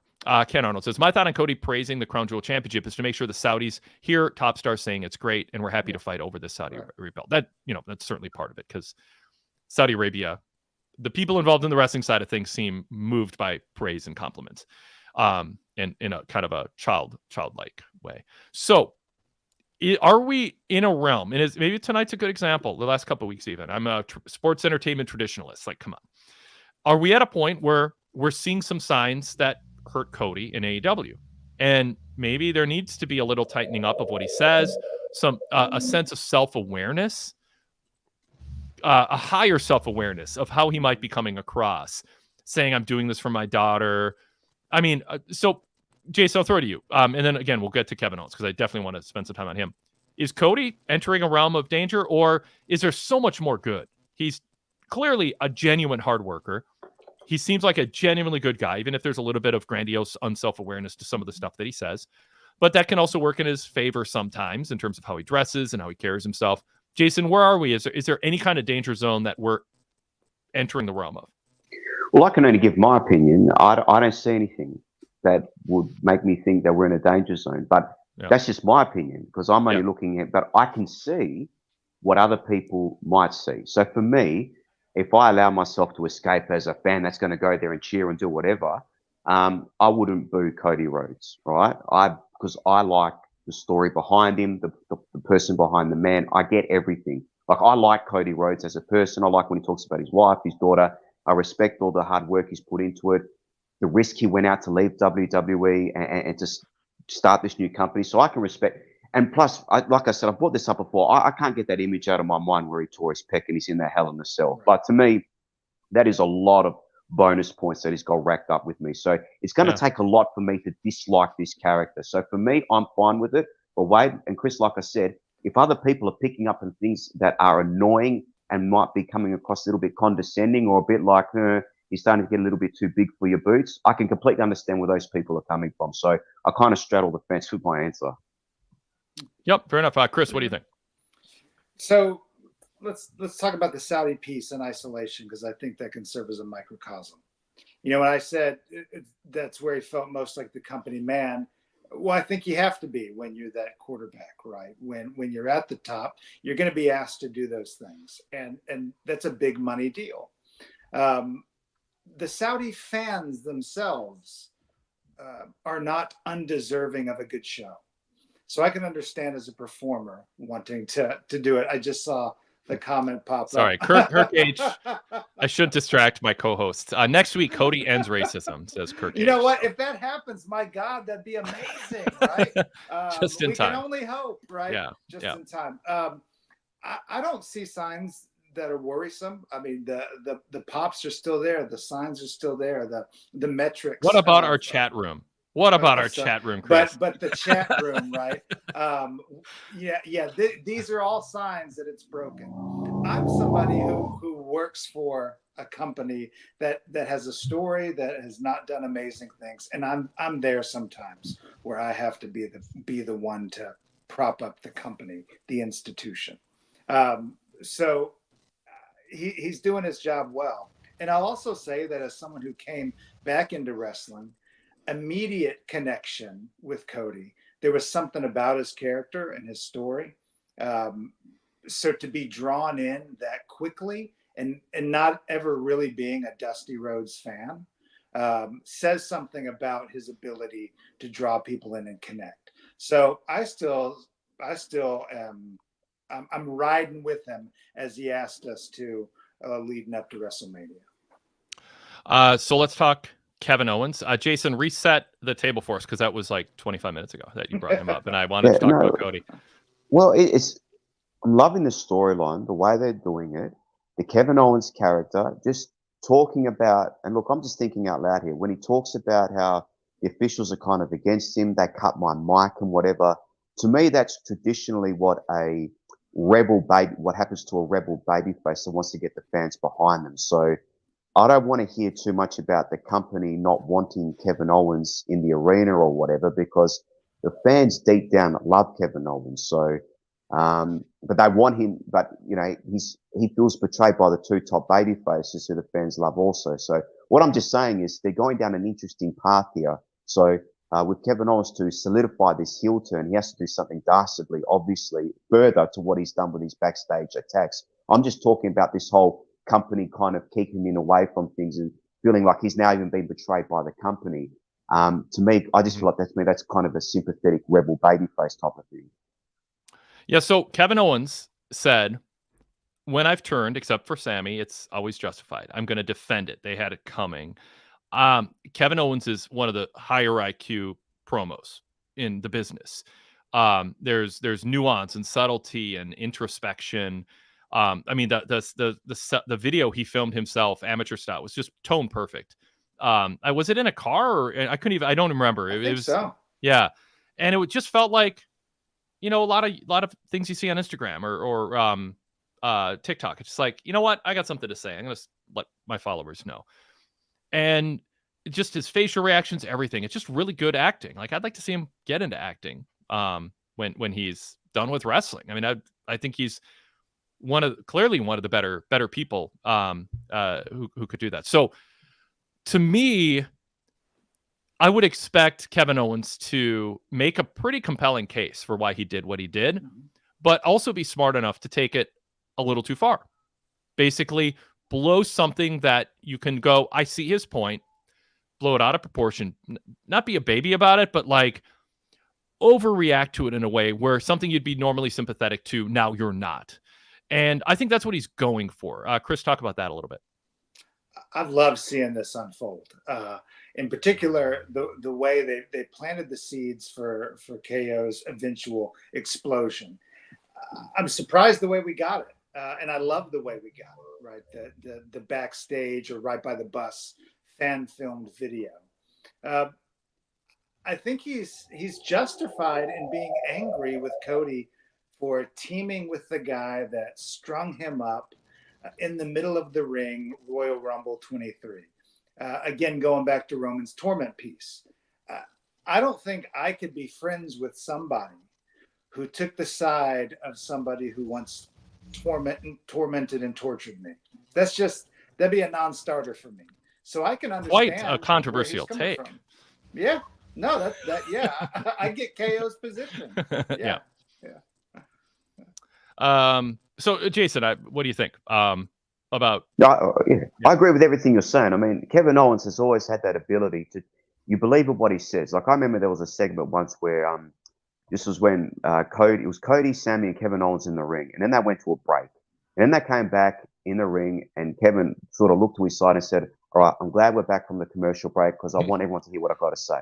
Just that little touch of acknowledging that they've gone to a commercial break. Yep. It's unnatural for us to be in the ring, but I'm doing this because he knows what to say, how to say it, and come across believable. He's aware of all his surroundings. You know what I want, Jason? You know what I really want KO to do one day is to walk in on Nick Aldis on his phone. And I want KO to look at Aldis and then break the fourth wall and look at the camera and go, "Why are you guys filming him on his phone? We're live television trying to entertain millions of people. Why are you filming? Well, it's a good thing I showed up, or this would have been pretty boring." Like, I want him to just totally like call them out for that stupid. And they brought it back this week after. Oh, be better. He should say, Wade. He should say, he's not really on his phone because Nia Jax wasn't on her phone. For crying out loud, can't they have somebody call her phone, have the word Tiffany on it, so we can actually see the screen light up? Like, yeah, that'd be nice. Yeah. That's terrible. I don't know why they don't do that. But anyway, with Owens, they're onto something here, right? The final nail in his betrayal is going to be, we have to assume, when Sammy teams up with the Bloodline for one night only. I mean, that's just going to make him completely snap. That is just going to be, that's going to be the real straw that breaks the camel's back. Now, he's mentioning WWE and Smackdown. Does this mean he's going to go to Raw? Because if he's too dangerous, so for SmackDown, does he go to Raw? Is it WWE? It's an intriguing storyline. Like go to TNA. Takes over TNA. Maybe he could. But then again, that still makes him as a babyface. Like, to me, he's that rebel babyface. So, but I look, like you guys said, I'm intrigued where this is going. I think they're playing it perfectly. They're playing into this whole contract situation. But once again, he's a dangerous man who's been betrayed, and that's dangerous. So yeah. Jason, we have one email and one chat room comment here about KO and Cody. Saying similar things. Brian Bayless says they've kept most of the Cody KO segments where they are together to taped and away from the live crowds, almost like they're afraid Cody could get booed at times. Got an email from Mo who says, "Do you think the reasoning behind KO's attack on Cody taking place off TV was to avoid potentially getting cheers from fans if it happened on air? They had been teasing it for a few weeks, so I think fans might have actually cheered the turn if it happened on television. I'm thinking maybe they wanted to avoid another situation like the failed Becky Lynch turn on Charlotte."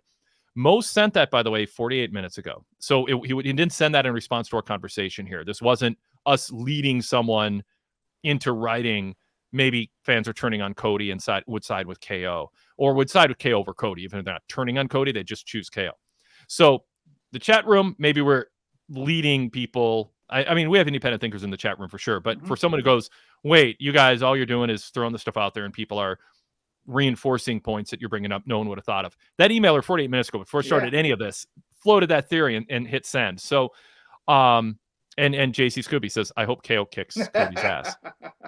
So is Chris, is this going to, I mean, is it? Yeah. You said you don't see signs outside of the chat room in our inbox of concern. I agree with you. We have not seen crowds turn on Cody, but you want to be ahead of that problem. You don't want to deal with it after it starts.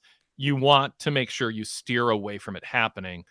I don't want to go too deep on this because, again, we're not seeing signs of it, but it is a conversation piece, and an emailer brought it up. What do you think specifically about what Mo brought up? Do you think they actually, it wasn't a way to do it creatively and engage social media and all that? Is it because they're actually maybe a little nervous about how the crowd will respond and they might side with KO? See, I didn't read it that way at all. And I actually, I got the sense that it was kept kind of tight, kind of secretive, that not too many people knew what was going on. There was an element of reality to it that I think they're trying to do and engage with social media, right? And going back to an earlier point about story consistency real quick, I think our ability to dissect this art in a new way, to pause it frame by frame, to look, to read, rewind, that demands a kind of consistency and logic internally to make it make sense. But going back to the KO piece, I know there was also speculation that maybe that's why they did the Roman Cody face-off pre-taped in the stadium. Yeah. In case there was a boo on Cody. I just didn't get that sense at all. We've seen them both in the same night. We've seen them both have incredibly explosive reactions. If the crowds were forced to pick one or the other right now between Cody and Roman, I think we'd see probably more of a split than I'd like to admit. I don't see the same with KO. Jason, your thoughts on the email? I think it's a good point, and I think you can achieve both. There's something about somebody attacking someone on camera, like sort of security footage, or sort of like, it wasn't security footage camera, but kind of like with the phone. It comes across, to me, it comes across a bit more heelish, because he even did it as Cody sort of like bent over to pick up his belt. He struck him when he wasn't expecting it. Yeah. So that to me comes across very heelish. Now, if they had replicated that in the ring, I think Kevin Owens still would have come across as a heel, but there's something to, I think you achieve two, I'm not sure they're worried about Cody getting, I mean, maybe I can't say they're not. That's an interesting point, but I think it come across more heelish with that type of footage as opposed to in the ring. There's something about that, them two talking kind of off camera, if you like, outside of the show, that comes across more heelish, in my opinion. I think they just wanted it to feel more real without insulting us by pretending that by trying to get us to think it was actually real. Right. I think when you cater to smart fans or insider fans or ardent fans or whatever, social media, internet, podcast listening fans, when you cater to them, or when you think you're catering to them by trying to get them to buy in, you're completely missing the reason people watch wrestling. They don't watch wrestling because they want to buy in and think something's real. They just want coherent storylines with entertaining characters and good matches and bombastic, entertaining, charismatic promos and characters. People aren't watching wrestling because they're waiting for it to feel more real. Or they're not watching wrestling because they want it to feel legitimately real. They want to watch wrestling that feels real all the time when they're watching it, even if intellectually they know it's not.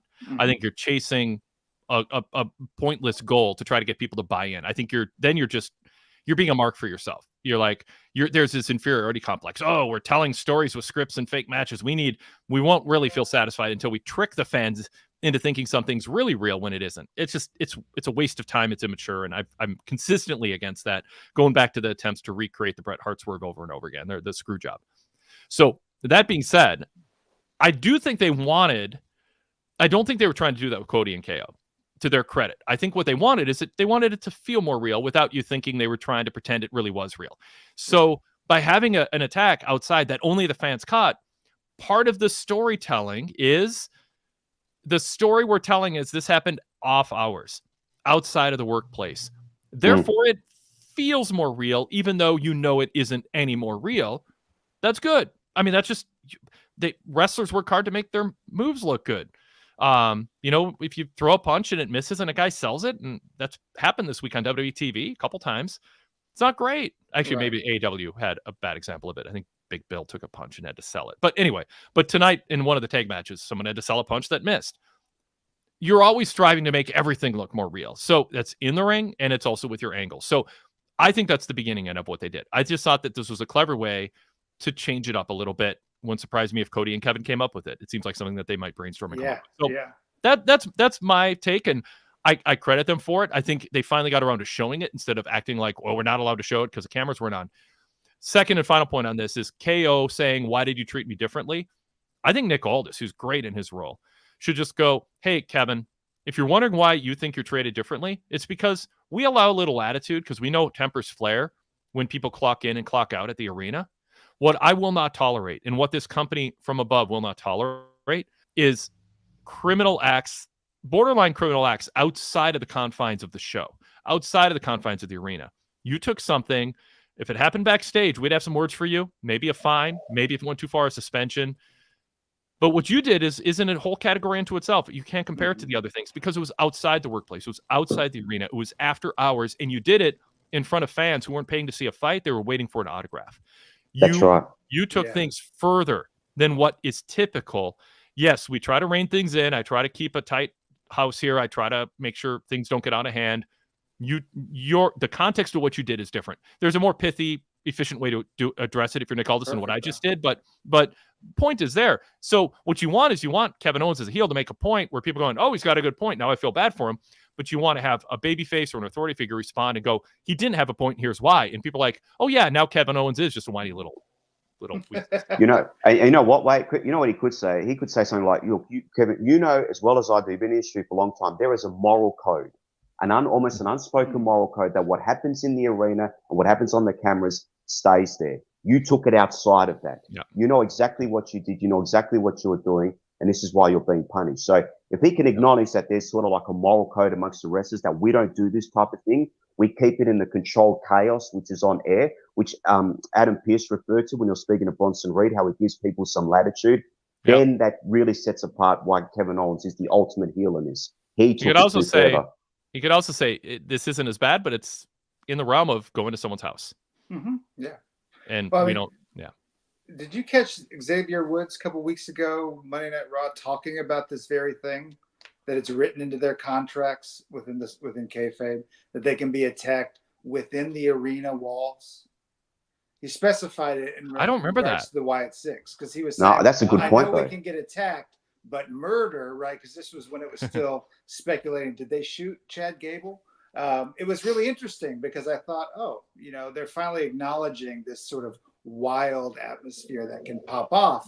But you're right, when you're outside your bus, outside for all intents and purposes, Cody's house, that was assault, right? Yeah. Sadler Version 3 says, I don't think it had anything to do with fan reactions. I think they're just trying something new, which is something they've been doing a lot of in the new era. Yeah. Totally agree. I think this is, let's make this feel novel. A lot of things look the same and feel the same, and you want things to feel different. Even if they're the same, you want them to be staged in its setting that's novel to make things feel more novel. Wrestlers attacking other wrestlers happens a lot. So they added a novelty to it, but also if they lean into it, a context of why Kevin Owens is being treated more harshly than other wrestlers who, like the Bloodline, for instance, attacked Jimmy backstage.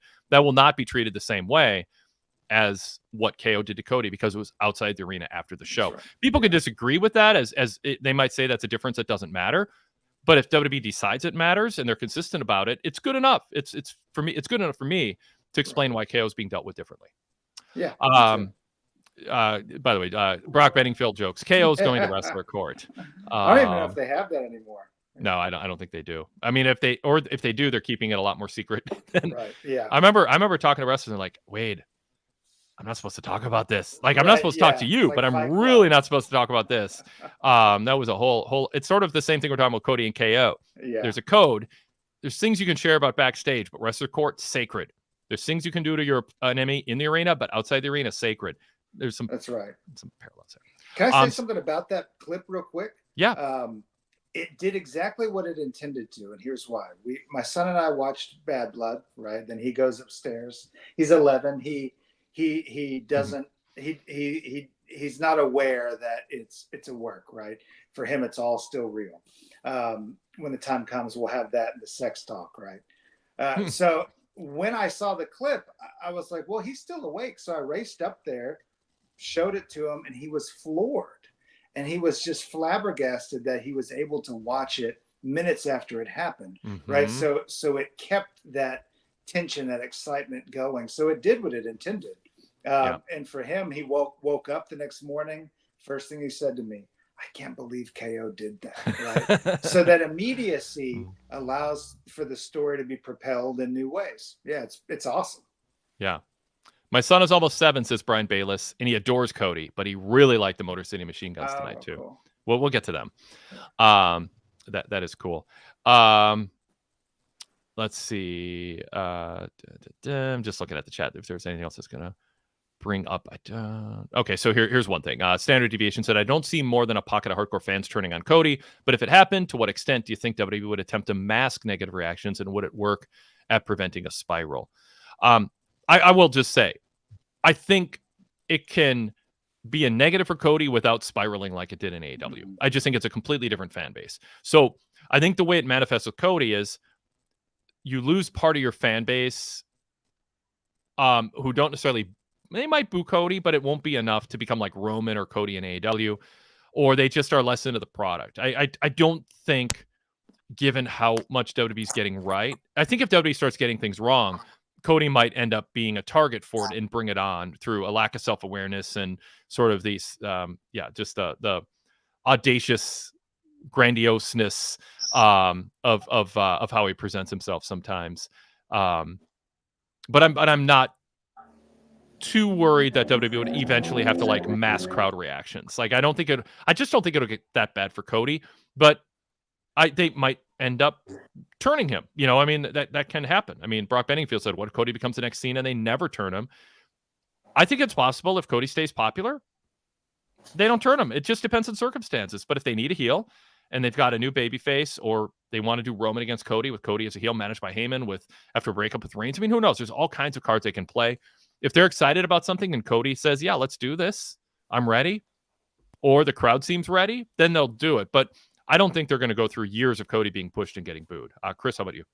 No, and I look at it from a filmmaking perspective or a storytelling perspective, right? There's the idea that if you show a gun in the beginning of a movie, it's got to be used at some point at the end, right? Yeah. Cody has said in multiple occasions, you don't know what you're asking for when people say we want you to turn heel. Well, that to me is kind of like that smoking gun. What you're teasing is the ability to be a monster heel. Well, then we're going to need to see it in this context. We've seen it before in other areas, and it was awesome. But I think it would have to be done in a way that it didn't feel cheap, it didn't feel unearned, and that it didn't feel like it was unrecoverable, right? Because you're going to want him to be able to come back and be the American Nightmare again, in that sense. Yeah. Yeah, it's like Moxley. How does he come back and be a babyface after trying to suffocate Bryan Danielson? Right. I mean, it's, the way Hogan treated Elizabeth, and I think it was a touring bus or a camper, a trailer on Nitro in time. I'm writing, Hogan can never be a babyface again after what he just did. And it's like, but he did, but it's not great. You should keep in mind what you just said. If this is someone who want to be a wholesome babyface again, on the wholesome side of things, there's certain things he can't do. And that's what, like, it's fun with Kevin Owens, because as much as he turns, they're not asking us to think he's a completely different person when he's a face or a heel. He's largely the same person. Yeah.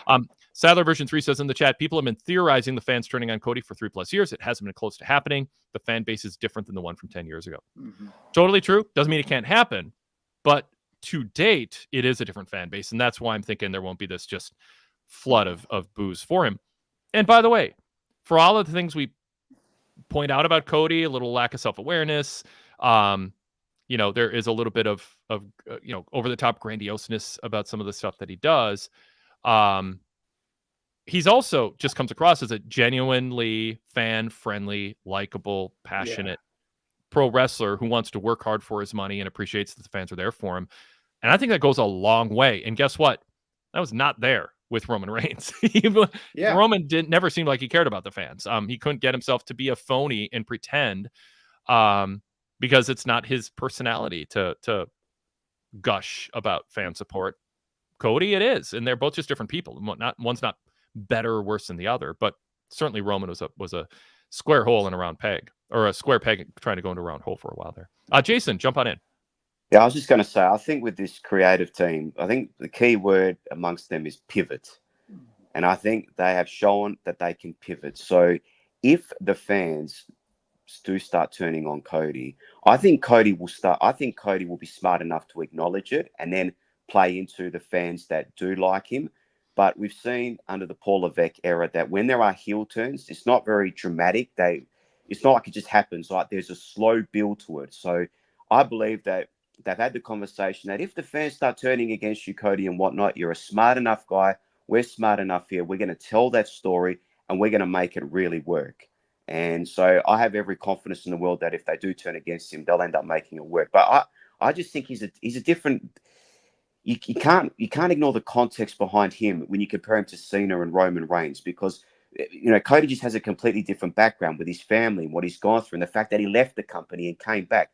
To me, he has all this, for lack of a better term, street cred behind him, that it's going to take a lot more in order to turn Cody against the fans than what it did with Roman and Cena. He's just got so much working for him, and his background and what he's gone through, it's going to take a lot longer.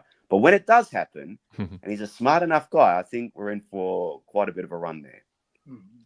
And wait, just quickly, Chris, you're talking about dastardly things. I mean, look, Stone Cold Steve Austin beat the absolute crap out of Jim Ross, and he still came back as a babyface. Right. CM Punk WrestleMania 29, what they did with The Undertaker and pretending Paul Bear was going to come out with the urn and everything. Punk loses that. 2 months later, he comes back as a babyface. We have seen so many horrible things done, but when someone comes back fresh, the fans forgive them. True. I will say, the fact that dumb things or hack things have been done in the past should not be, the precedent shouldn't be used as a justification to keep doing it. I think we could likely agree that it matters to some degree, that there's some integrity to the consistency of your characters over time, and that there's things that they do where they should ask for forgiveness or redeem themselves in a way that makes up for it. Because these are real people. This isn't like, I mean, they're portrayed as real people, Undertaker aside. Like, well, even he's now a real person. CM Punk's a person. So to me, I think it pays dividends to build a structure to the way you tell your stories and the rules of engagement, the boundaries of where you tell your stories, that you don't go so far out of them to hot shot or try to shock this, put the paddles to the chest and shock fans into paying attention. To me, it's hack booking, it's desperate booking, it's hotshot booking, apply your term. And it undercuts your ability to efficiently and effectively tell stories around things that make more sense in the pro wrestling realm, which is, I want to prove I'm better than you and you're a jerk. Or I want to prove I'm better than you, but I'm willing to cheat to do it. And your stature of having a championship and having wins and gaining acclaim, like Cody, it was a little, we criticized, but the chat room brought up, the Saudi Arabia belt, and I want my daughter to know I want it. I like that in general. Specifically, there's some issues here, but the idea of, I just want to win a championship and I just want to be able to practice my skills in the ring as a wrestler, that should be the foundation around which heels disrupting it should be enough to sell tickets and get people over. When you start having home invasions and suffocations and burning people's houses down and urns, and it's like, now you're just being like, well, why hasn't anyone thought of this before? Right. There's some of that. And it's like, well, because the smart bookers know it becomes more difficult to get people to care about other things when you're doing this also on the show. And I give this speech or, this kind of commentary before in different contexts. But I think when you're disciplined and you do the basics right, you don't have to do that stuff. And you're better off not doing it. I mean, it doesn't mean you can't throw a fireball now and then, and if someone show up, it burns on their face. Like, to me, that's different than a screwdriver to the eye or burning someone's house down. Like, I'm not like saying everything has to be within the ropes and all that. Don't create some sort of false, Trojan, I don't know, some false. Yeah, there's no false narrative going on. A false binary choice between everything goes or nothing goes. That's not what I'm saying. Just think about everything you do, and is there a point where it crosses a line where it seems like it's so out of the bounds? How do we even recover from it? So, Yeah. Well, I think that going back to just that sense about what wrestling is and what it does, right there's a meaning to what happens, and it's not just something that we consume, but we interact with it, right? We Good are point. a part of the story. That's, I think, what makes the media so interesting, the art form so compelling. I can watch a TV show, but I'm consuming that. I can go and meet Cody Rhodes, right? He can Who sign resembles something his in my on-air character. right, It's not an right, actor out of character. yeah. Yeah. Yeah. And so that well, let's look at the bracelet with CM Punk. The bracelet that a fan gave became a centerpiece, however misguided, for a massive feud, and then it paid off because then well, it was awesome the way it was handled. So that bringing us in, connecting us, I think that's what makes Cody work. Is he's somebody who seems to want to engender goodness in those he meets. That could be an act. I've never met him, but it reads very well on TV, and that's what makes me like him, right? Yep. He wants you to be good and have goodness and have a great time and to feel empowered. There's something to that in the kind of world that we live in. And I don't think it is an act, and I don't think Cody's snickering at fans who buy his act. I think, if anything, he's more in the Bret Hart realm, where people in the business would snicker at him for taking himself too seriously, kind of like they did with Bret. Right. But it's what endears him to fans and makes him truly authentic, not just seem authentic, but be authentic. But it's a type of thing that I know wrestlers snicker at him about. They behind his back, oh, this guy takes this thing a lot more seriously than probably somebody should. But that, I'm not even taking a stand on whether that's right or wrong. I'm just saying, I'm backing up the notion he is authentically who he seems to be. And if anyone's going to be critical of it, it's just going to be other wrestlers, either out of jealousy or because they look at the business differently. Jason, jump in, Jason. Cody Rhodes comes across to me as someone who just loves professional wrestling, and he wants other people to share in that love with him, and he likes to express that. So when he sees fans who loves it too, he loves that too, because ultimately he's found the dream. He has found, you always taught, find something you're passionate about and make and earn money with it. So he was always going to be passionate about professional wrestling and the whole performance behind it and the theater and everything, obviously. And now he's been able to excel in it, and he's been able to make a tremendous living out of it. And now he wants to sort of share that love and with other people and the fans and whatnot. So it's kind of a bond that he's created with the fans through the love of professional wrestling. So I don't see him as a giant mark or whatever. I see him as someone who's actually found something that he genuinely loves and now is making a lot of money out of it. And the fact that he takes himself so seriously, and Bret did, that makes people feel good about themselves who take it seriously for that point in time and that they're watching. Like when I'm watching it, I do take it seriously, but I don't think about this all the time. Like, I can switch off. I know at the end of the day, I'm watching a bunch of, with all due respect, B-level actors that are pretending to hurt one another. I know what I'm watching, right? But I choose to involve myself in it when I'm watching it at the time, because I like the interaction of the crowd. I like when guys get over and you can see the development of their characters. And I like it when wrestling can be something more than what other people might think it only is. I like it when it reaches that level.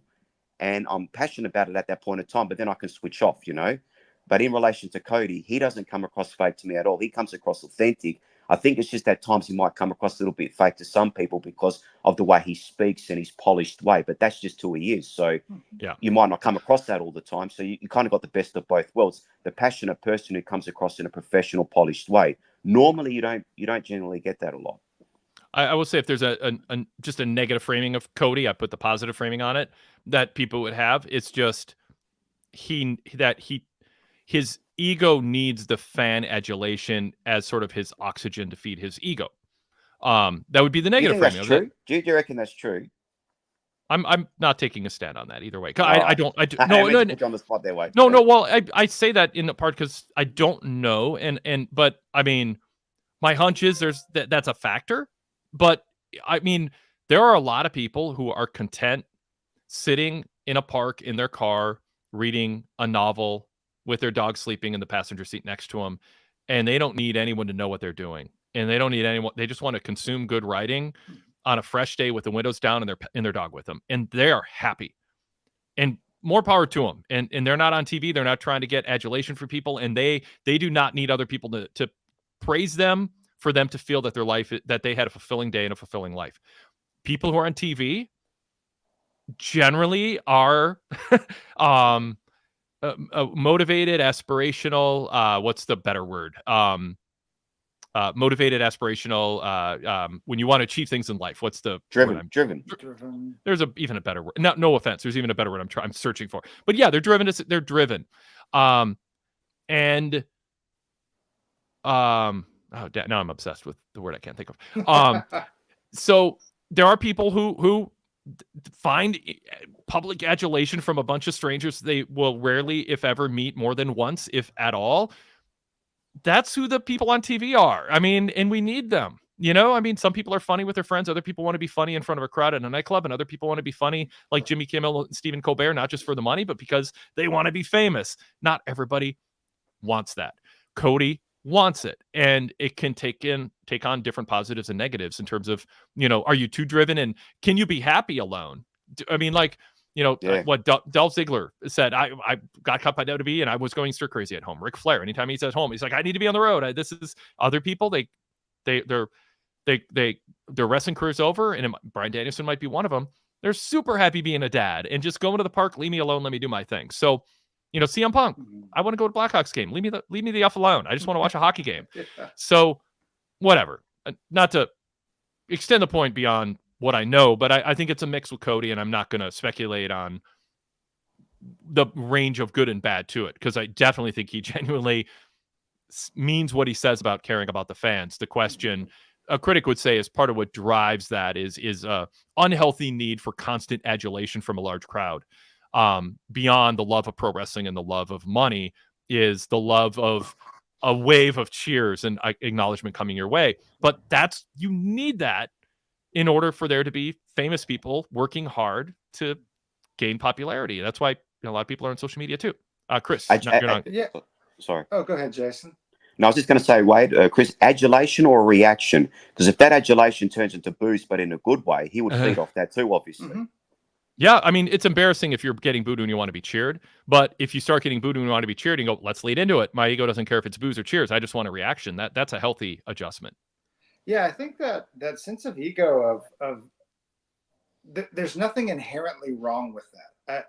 I think we live in this world where we like to think there is. Mm-hmm. Maybe because we're jealous of what kind of roles people have who tend to be driven, compelled, right, to do these things. And that's what I see when I look at Cody, somebody who feels compelled by something. In what I do, I talk about calling or vocation, right? This isn't a job for him. This is his life, to be a pro wrestler and to entertain.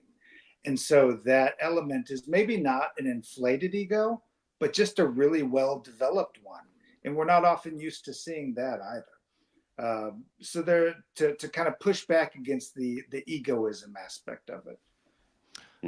Yeah, that's a good point. Sorry, Wade. I think that's a real good point that Chris is making, because to me, I said is that if Cody's so passionate about professional wrestling, like he grew up with his dad and everything, it just so happens that the job that and that he's so it just happens to be a coincidence that what he is passionate about, this vocation, this job, it involves getting, in order to be successful and to make as much money as possible and to provide for your family, it involves you getting this reaction from the crowd. Like, you need that.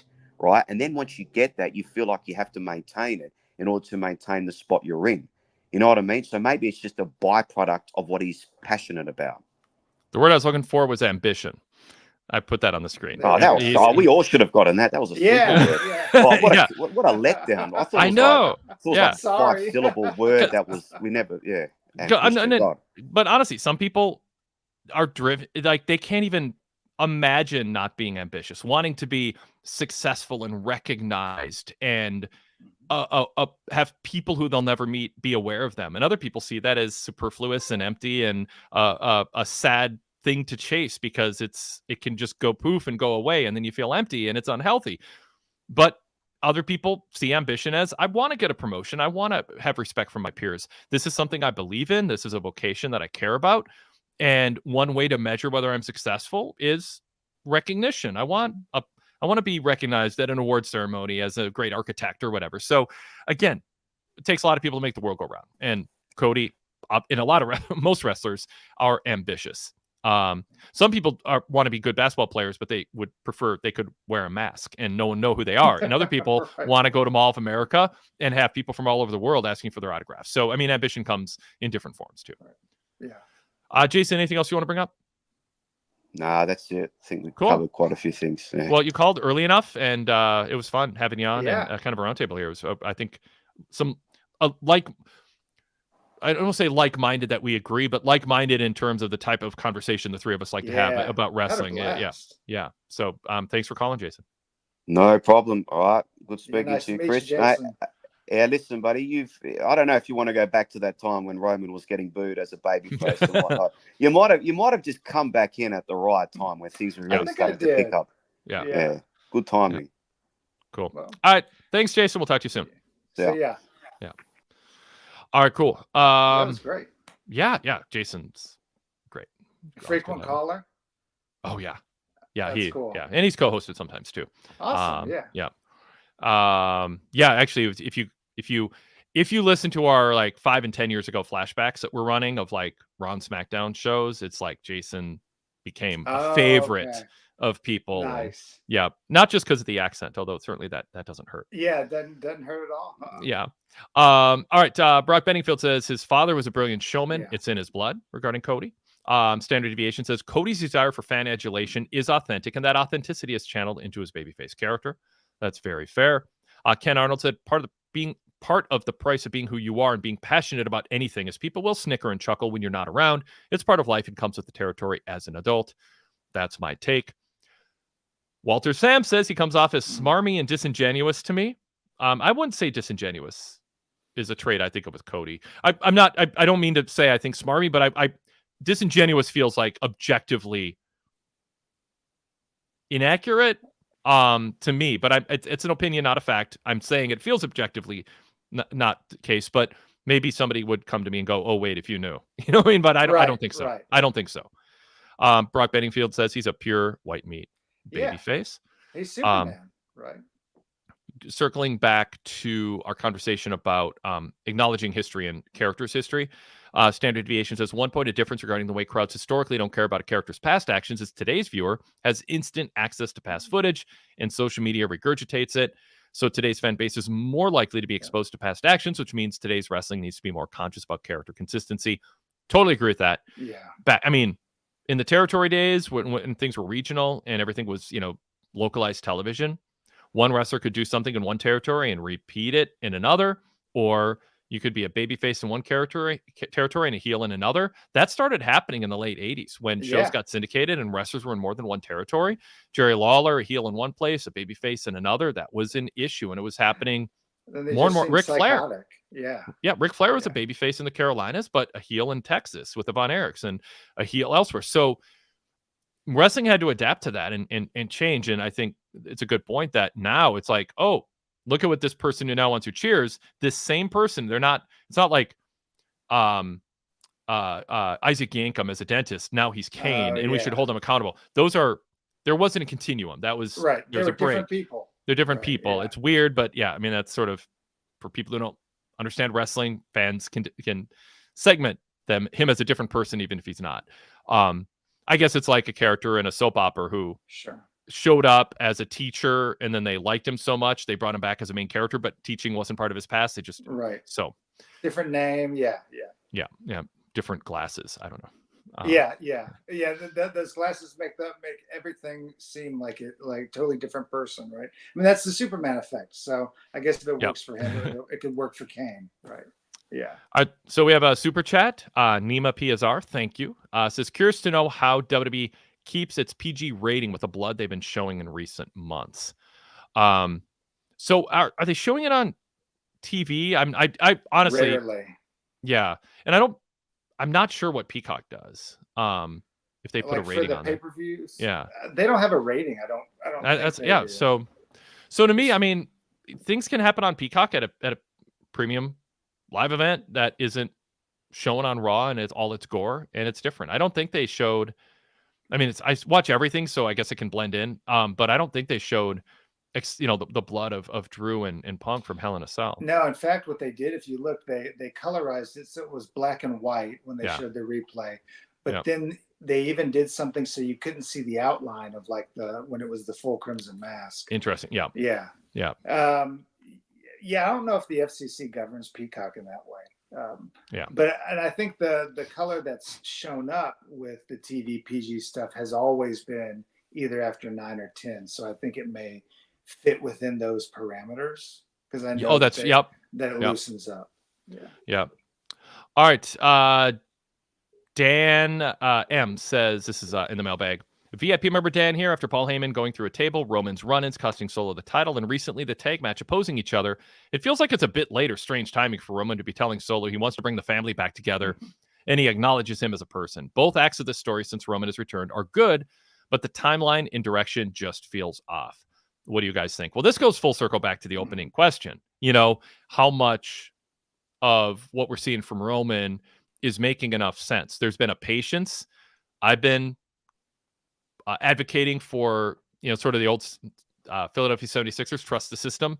Like, let's trust the booking of the Bloodline. Let's trust Paul Heyman, and Paul Heyman we trust, Roman Reigns. But I mean, and there's going to be some weaknesses. It's pro wrestling. And sometimes when you do a 10 show or 24 show season of television, you just map it out and you tell it. Every year of Breaking Bad, they sat down and they said, here's how many episodes we have.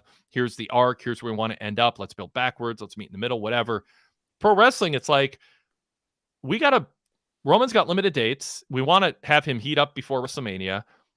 He's going to be away for a while. This isn't how we'd ideally tell the story. If we could move WrestleMania to November, we'd tell the story smoothly, but we can't. And we don't want him feuding with somebody else. Roman's beyond having just a filler feud like Cody did with AJ or Logan Paul. Not going to do that with Roman. So what price do you pay for the realities of the calendar and the reality of his limited dates? We might end up having to kind of grit our teeth and just, all right, it's not great, but this is where they are in the story. And that's why I advocate for looking for opportunities to tie up loose ends, even if it's quickly, whenever possible. Because then I think people will be more forgiving of some of the things that Dan is bringing up here, which is after what Solo did to Heyman, why would he say, I acknowledge you and I'm bringing the family back? I can see somebody 2 hours into our conversation here going, you guys should be all over Roman. After what happened to Heyman, if he really believes the wise man is a friend of his and it's not just a detached sociopathic business relationship, how can Roman say, I acknowledge you and sit in the same ring with Roman and Solo and not just brutally beat him for what he did to Heyman? Yeah.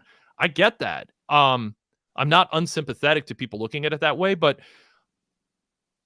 I think we can drive ourselves crazy demanding an HBO prestige TV type integrity to everything, but look for opportunities to minimize that being the case. Chris? Yeah, well, as long as the consistency is there for the big pieces, right? But this is a big piece. Yeah, this one is. So, so it is strange that there hasn't been much discussion or any really at all. Yeah. They've got, like we said in the very beginning, they've got to make it feel like it was purposeful, so it doesn't feel like a massive omission. And that's one of the benefits, I guess, of the way that the art form is and the way that the stories are told. Is you can pivot on the fly. It's live TV. You haven't filmed all 24 episodes and are releasing them, and you have to just watch your fan reaction go down, down, down. They can make these changes, and it seems like in this era, without having any confirmation, Triple H seems to take stock of what folks have to say about certain trends and wants to calibrate because is interested in that. Yeah. So hopefully we get it. All right, a couple other things, then we'll wrap up. We're past to our mark here. BJF, flew by. BJF said, I saw people on social media complaining that the Motor City Machine Gun surprise was spoiled. We are hardcore fans, and we know who they are, and they were turning up. I think it was good to give casual fans a heads up. I don't care. I mean, are they really going to surprise people? Are Motor City Machine Guns worth hiding out in a trailer and not revealing until the second they come out for the ring entrance so word doesn't get out through people texting friends and family or whatever? I mean, I'm I don't I'm think so. I'm a fan of Shelley and Saban's body of work Yeah. for sure, but I don't think this is it's monumental in a way of, hey, this team deserved to have this kind of spotlight. It's unfortunate they didn't make more money and have more years. They didn't have maybe they will now, but they didn't have the AJ Styles run, the Bryan Danielson run, where you toil in the indies and it's the art form and people look up to you, but you didn't make the money. They get maybe they get a chance to make next level money now. I don't know how much they're going to be around. That might happen, but this isn't. They debuted in a triple threat match, and they're going to face DIY next week. I mean, it is the tag team division of WWE, and I don't know. I'm fine with it. Chris, what do you think? Yeah, I was fine with it. I actually thought by having that piece, it would have given folks a chance to look up videos, maybe in between the spoil, as it was said. I saw it on Twitter well before SmackDown even happened. Mm-hmm. So I think there were a good couple of hours. Maybe it was meant for folks to take some time to read. Why should we care that these people are here? And the crowd seemed to appreciate them. Maybe not as loud as they would have liked. There was a moment where I think it was Shelley played to the crowd, and there wasn't a big reaction. But then all of a sudden there was a MCMG, a Motor City chant. Yeah. So we got kind of like it was. Oh, he was looking for us to cheer. We weren't. And then the hardcores, the bellwether fans, as I've called them, are like, wait, these guys deserve it. Let's start a Motor City chant. And then fans joined in. That's understandable. There's a whole crowd of people, 10,000 plus tonight. There's probably 8,000 of them who have not watched a Motor City Machine Guns match. And I don't know. Some people might strongly disagree with me on that. I'd love to see an actual good sample size of people in all parts of the building find out. But I bet the majority wouldn't have been able to tell you the most Motor City Machine Guns are Alex Shelley and Chris Sabin and tell you the first thing about them. But I also don't think it's a big enough deal in the ecosystem of WWE for them to give us a full backstory. I think what Corey Graves said was sufficient. They got fireworks, right? Oh, they got a nice entrance. Yeah. That was really cool. I mean, it made it seem like there's plans for them. But Corey Graves just going there, your favorite tag team's favorite tag team, and they're two-time TNA tag team champions. They've been around a long time. You can tell Corey Graves has credibility in the way of, people know he's actually a fan and knows stuff. The casual fan sees him that way, I guess would be the way to put it. So I thought it was fine. I thought they did enough, and they can build on it now. We can have promos from them. Brian Bayless, by the way, in the chat said MCMG worked hard tonight, got the crowd into them. Great to see. And I agree with that. Using them as a surprise only made sense if they were in a smart fan city and brought their TNA music with them for the initial surprise pop. Surprises are overrated. I mean, surprises are good, but seeking them out at a mid-level, it's like, it doesn't ultimately add up to matter. You're going to have diminishing returns. Yep, for sure. The tag matches, anything jump out to you? I loved them. I absolutely love Angelo Dawkins, and I make no secret of that in what I write. There was a moment where he countered the slingshot spear into his spinning, swinging neck breaker. That was so awesome, and it kind of came out of nowhere. He continues to shine for me and be the dark horse and these matches he's in. I thought both of them were great. I thought they had better chemistry than I expected all those teams to have together, honestly. Yeah. So I had a blast with them. And you know what? DIY and Motor City Machine Guns, Paul Levesque, he is catering to, who AEW thinks they cater to. That's right. Yeah. Yeah. There's there's shades of black and gold in that pairing up. Yeah, that's gonna be fun.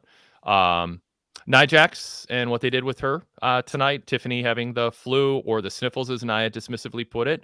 That's the only, I think that's the main thing we haven't covered yet. Any thoughts on that? I was really glad to see Candice LeRae. They at least acknowledged her as Speed Champion. There must be some contractual rule that they won't show those belts on broadcast TV. But I thought the match was cool. I was surprised that they let her have the pin. So injecting her in the story, hopefully it's not just a one-night thing. I think there's some chances for them to develop something good.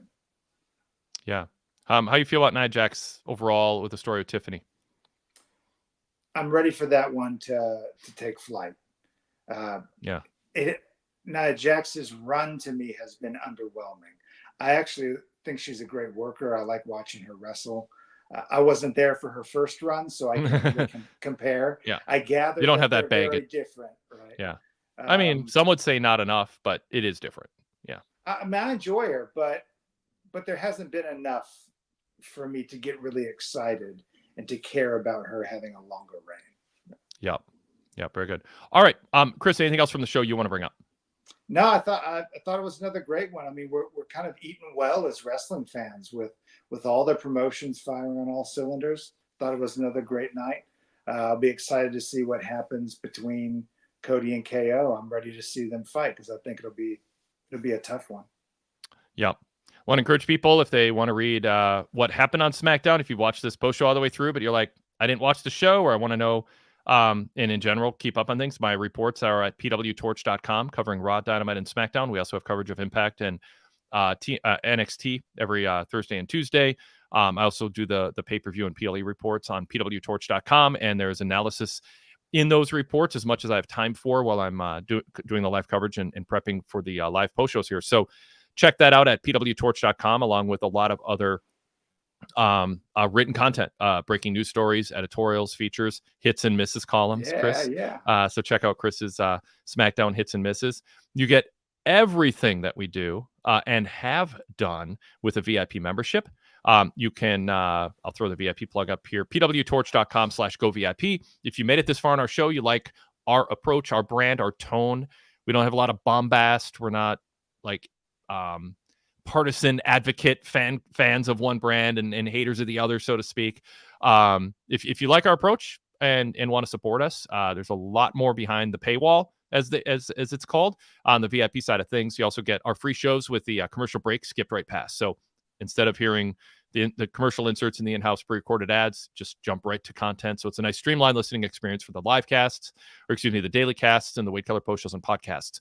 Plus VIP exclusive shows like Everything with Rich and Wade, the post pay-per-view roundtables, The Fix with Todd Martin, Ellen Forel's Pro Wrestling Paradise, Greg Parks Out Loud, NXT 8 years back is a show dedicated to Impact Wrestling, a show dedicated to AW Collision, on and on. I did not name everything. Full details on that at pwtorch.com/govip. A full VIP membership also gives you access to our ad-free website, pwtorchvip.com, which includes also access to the weekly newsletter, our weekly exclusive features like Greg Parks' feature columns, Alan Coonan's column, Sean Radican, Rich Fan, my cover stories, our pay-per-view roundtable reviews, thorough scores and reviews from the whole team covering WWE and AEW major events. A lot of cool stuff comes with VIP membership, and you have on-demand access to our back issues dating back to the late 1980s, nearly 2,000 back issues now, in PDF or all text format or both, and hundreds of retro radio shows from the 90s, including my run on KFAN radio in the early 90s. Lots of cool stuff. All our pay-per-view roundtables dating back more than 20 years. So go VIP, check it out.